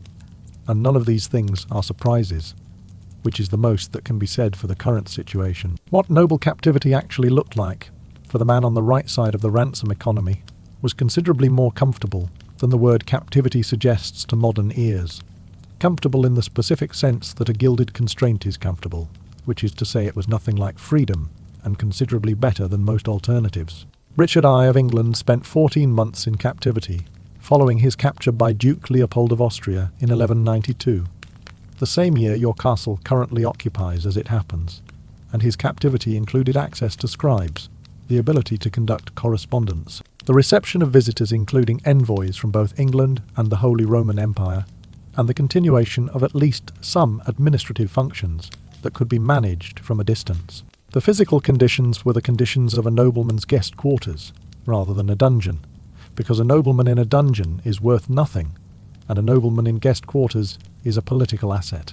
And Duke Leopold understood the distinction, with the precision of a man who had just acquired the most expensive single prisoner in the current geopolitical landscape. Richard complained about the conditions because Richard complained about most things, but the complaints were the complaints of a man accustomed to the very finest in everything, evaluating arrangements that were merely very good, and the chronicles that record his captivity read more like a diplomatic negotiation than a prison account. The meeting with the besieging commander's representative happens at the gatehouse the following morning. A meeting on the threshold, which is the conventional location for a meeting between a garrison commander and a besieging representative during a parley. Neither fully inside nor fully outside. The gate open but not surrendered. Your sergeant at arms stands behind your left shoulder, and the representative's man stands behind his. And the formalities take the time that formalities take. You receive the terms in writing, on good parchment in a formal hand, and you read them in the way that you read a document, when you already know broadly what it will say, and are reading to confirm the specific numbers. Your freedom. Under parole oath, your garrison's safe conduct out of the castle, under arms, your personal property, to travel with you, your sword to remain with you until a ransom is formally agreed. You look at the terms. You look at the representative. He is a man of middle years with the bearing of someone who has done this before, on the other side of gates in other sieges, and he waits with the patience of a man who knows the math and knows you know it too. Your hands are very steady. You put the parchment inside your coat. You walk your garrison through the terms in the evening, standing at the front of the hall the way you have stood at the front of the hall for 23 days when there was information they needed to hear from you directly. And your 63 men sit at the tables and listen with the specific attention of men hearing something they have been waiting for, and that has arrived in a specific form with specific consequences. The terms for the garrison: safe conduct, free to march out under arms, their personal property with them. The terms are good terms. They are the terms that the system is supposed to produce, and the system has produced them, and your garrison absorbs the information with the collective exhale of 63 people who have been holding something for 23 days. Your steward, at his usual seat, closes the ledger and puts it inside his coat, for what you understand is the last time. Your mason, at the end of the second table, looks at his hands for a moment, and then looks up.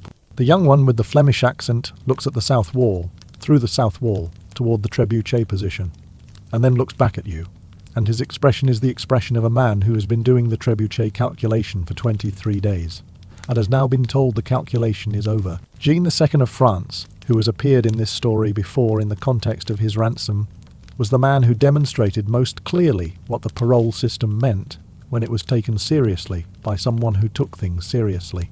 After the Battle of Poitiers in 1356, Jean was taken prisoner by the English and transported to London, where he was held in conditions appropriate to his status, which was the status of the King of France, so the conditions were excellent, while ransom negotiations proceeded. The negotiations produced a figure of 3 million gold cidas, which was approximately twice what England could have raised in a comparable period.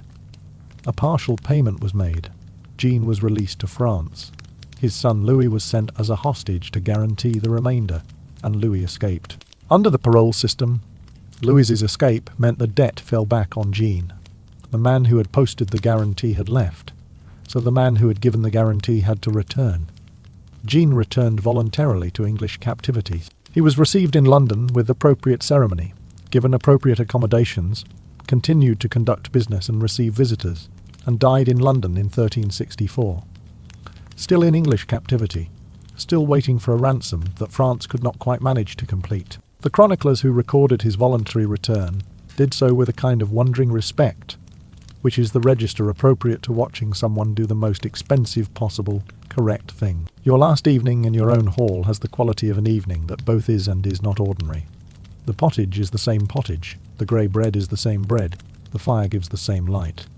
But your 63 men are eating in the knowledge that this is the last meal they will eat in this hall, and your hall knows it, and you know it. And the knowledge sits in the low-beamed space above the tables, the way smells sit in low-beamed spaces, present without being exactly locatable, affecting everything without being the thing itself. Your steward has the ledger in his coat. Your mason is on your left. The young Flemish one is eating faster than usual, which is how 23-year-olds process things they are trying not to think about. You eat your bread. You eat it at the same pace. You have been eating it for 23 days, which is the pace that says to your garrison, the terms are good. The system has worked. There is nothing in this bread to eat differently. Your cup of water is the last of the evening allocation. You finish it. You put the cup down.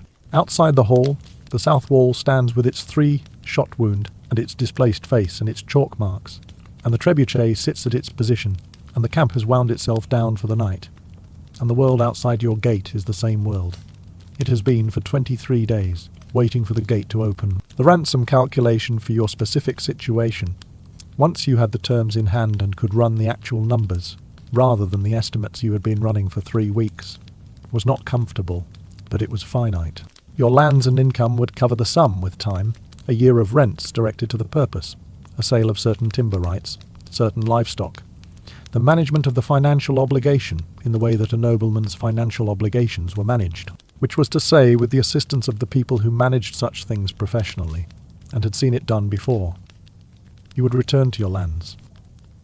Your garrison would return to their lives. The system that had protected you for 23 days had worked exactly as it was designed to work, which is not a thing the system's participants were encouraged to notice in advance, because noticing it in advance would make it difficult to maintain the resistance that gave the system its value. A castle surrendered without a siege produced no ransom.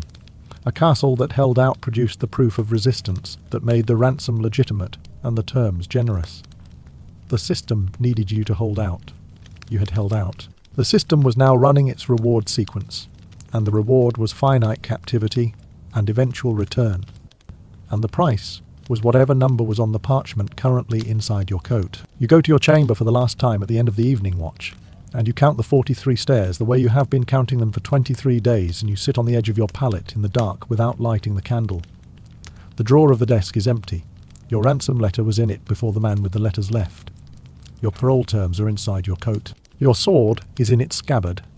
Outside your window the camp is quiet, and the trebuchet is a shape in the dark, and the south wall is doing whatever the south wall does at night, which is hold, for now, because walls generally hold at night when no one is actively pushing against them. Your body is tired in the specific way that a body is tired after 23 days of sustained calculation, and the tiredness has a different quality tonight than it had on previous nights. It is not the tiredness of ongoing work, but the tiredness of work that is nearly done. You lie down on your pallet in the dark. The morning will bring the gate open. You have done what you could do with the days you had and the garrison you had and the wall you had and the terms you got.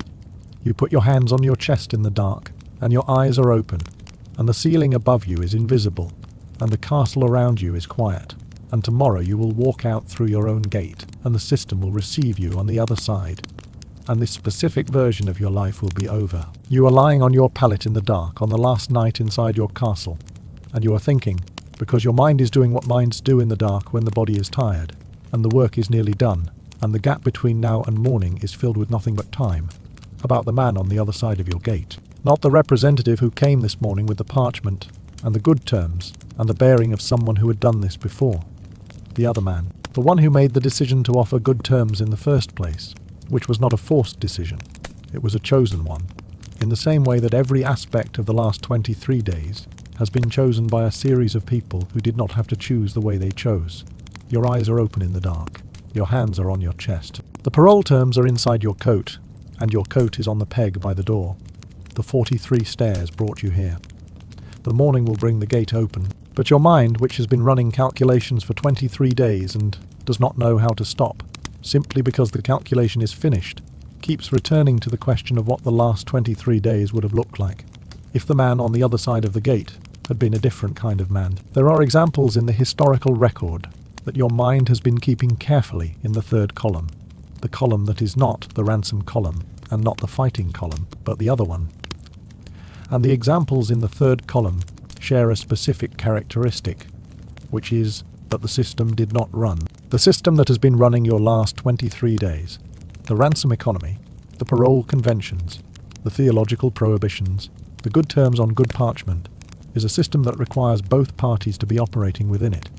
And when one party is not operating within it, the system's outputs change in ways the other party cannot control from inside their own compliance.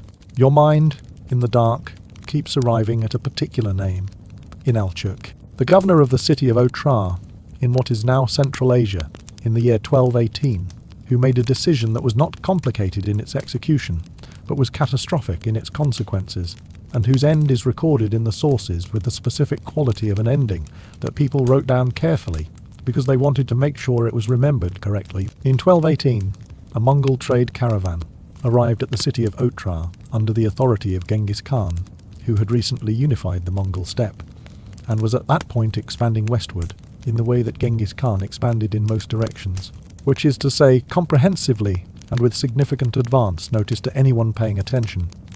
The caravan carried goods, and carried envoys, and carried, implicitly, the message that trade relationships with the Mongols were preferable to the alternative. Inalchuk, the governor of Otrar, decided the caravan was a spy mission, executed the envoys, and seized the goods. Genghis Khan sent a diplomatic mission to the Shah of Khwarezm, the empire of which Otrar was a part, demanding punishment for Inalchuk and reparations. The Shah killed one of the envoys and sent the others back with their beards shaved, a specific insult, calculated, and then apparently decided that a defensive position would be sufficient against whatever came next. What came next was the Mongol invasion of Khwarezm, which resulted in the deaths of somewhere between 10 and 20 million people across the subsequent decade.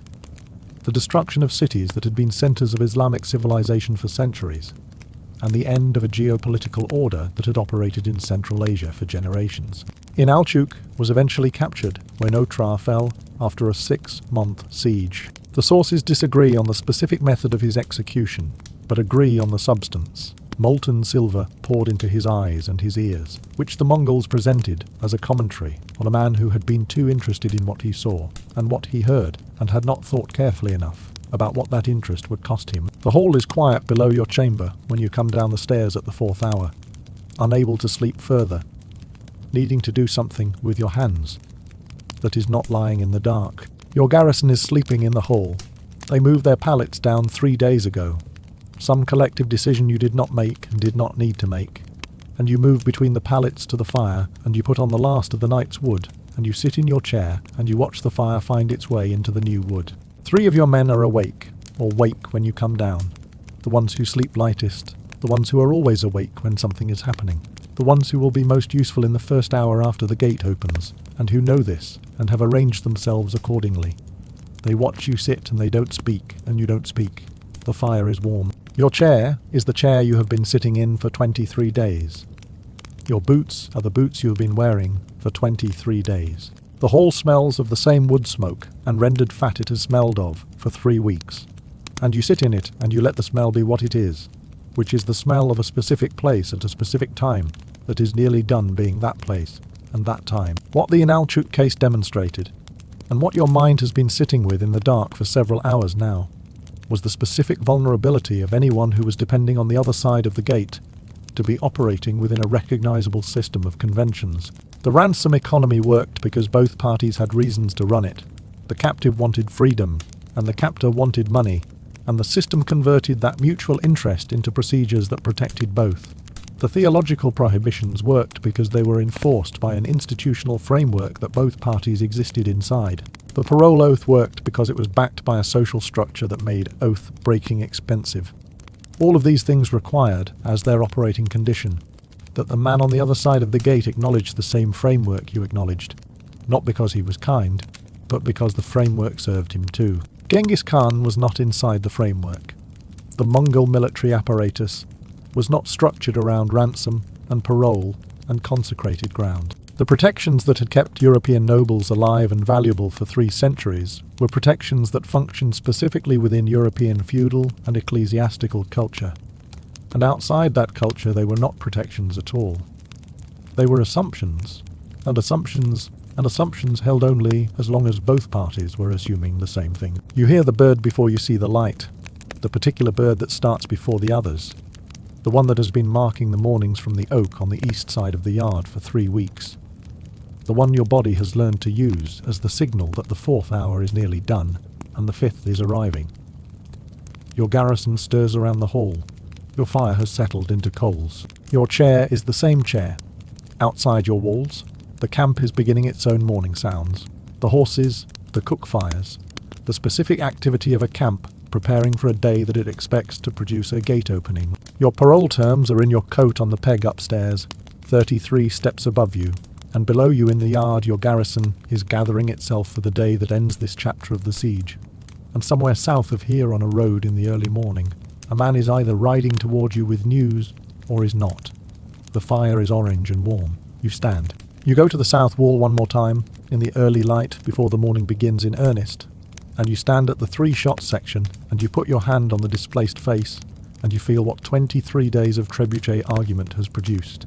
and then you take your hand off and you go to meet the morning. The morning of the 24th day arrives, and you are already dressed, and your sword is already on your belt, and your garrison is already forming up in the yard when the light comes fully.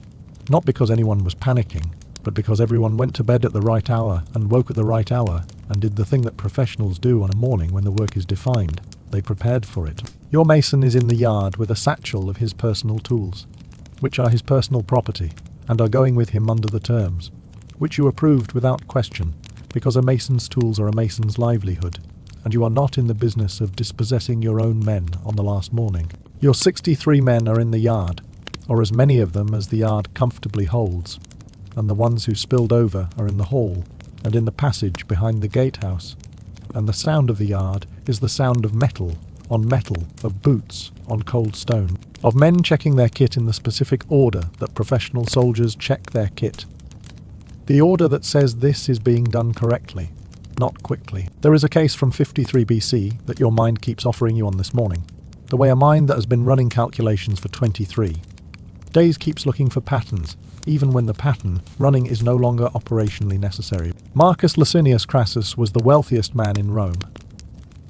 Wealthiest in the specific, serious way of a man who had built his fortune across decades of real estate acquisition and silver mining and the kind of financial operations that Rome in the 1st century BC had developed into something resembling a system. He was also a general of reasonable competence and enormous ambition, and in 53 BC he led a Roman army east into Parthian territory in search of the military glory that would complete the political standing his money alone could not provide. At the Battle of Carrhae, in what is now southern Turkey, the Parthian cavalry destroyed his army so completely that the battle remains a reference point for military disaster across 21 centuries. Crassus himself was killed in the aftermath.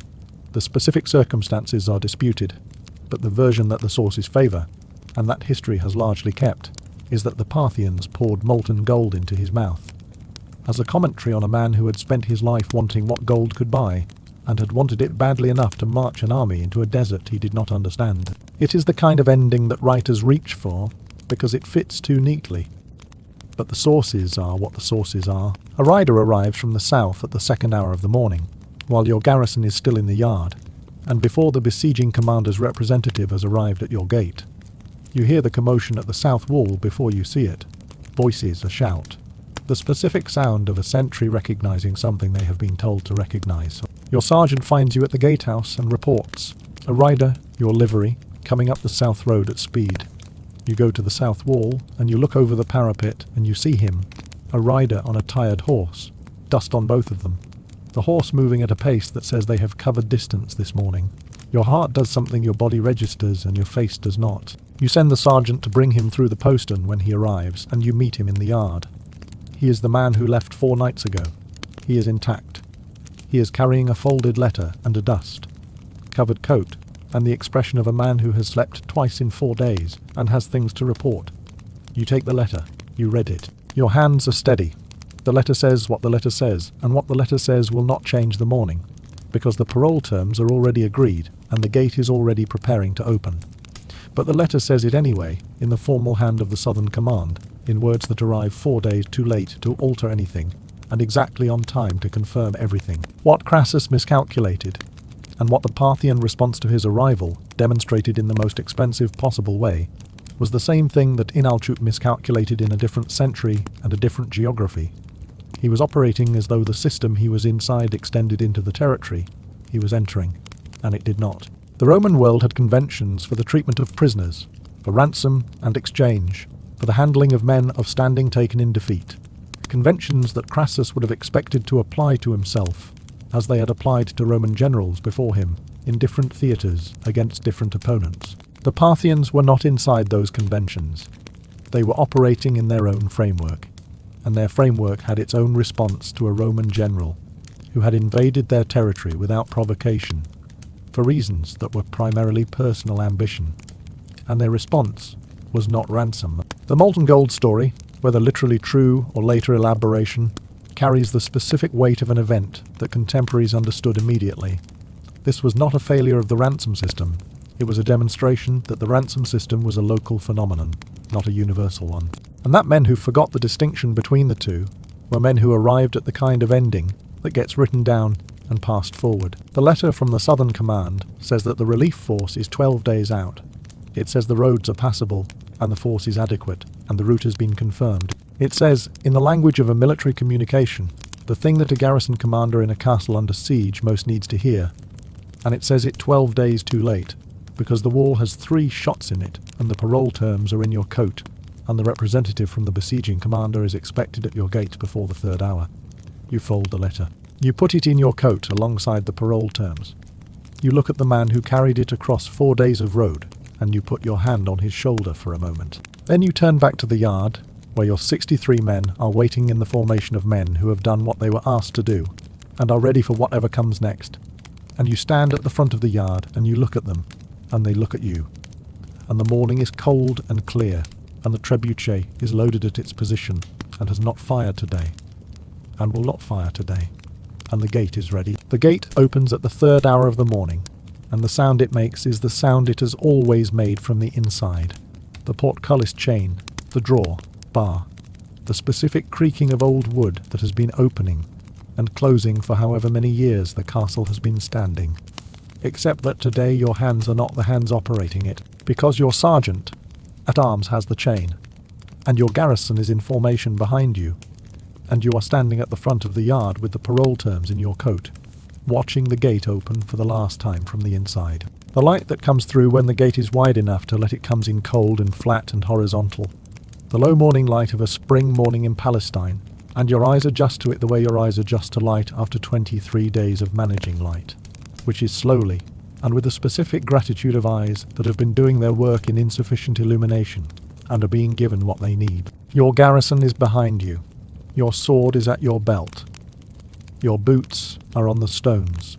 You have been walking for 23 days. You walk out through your own gate, under your own portcullis, across your own threshold, and the world on the other side is the world that has been on the other side for 23 days, except that you are now in it. The morning air is different from the morning air inside the walls. Not warmer, not colder, but unenclosed, without the specific quality that stone and height give to air when they have been containing it. And your lungs register the difference before your mind does.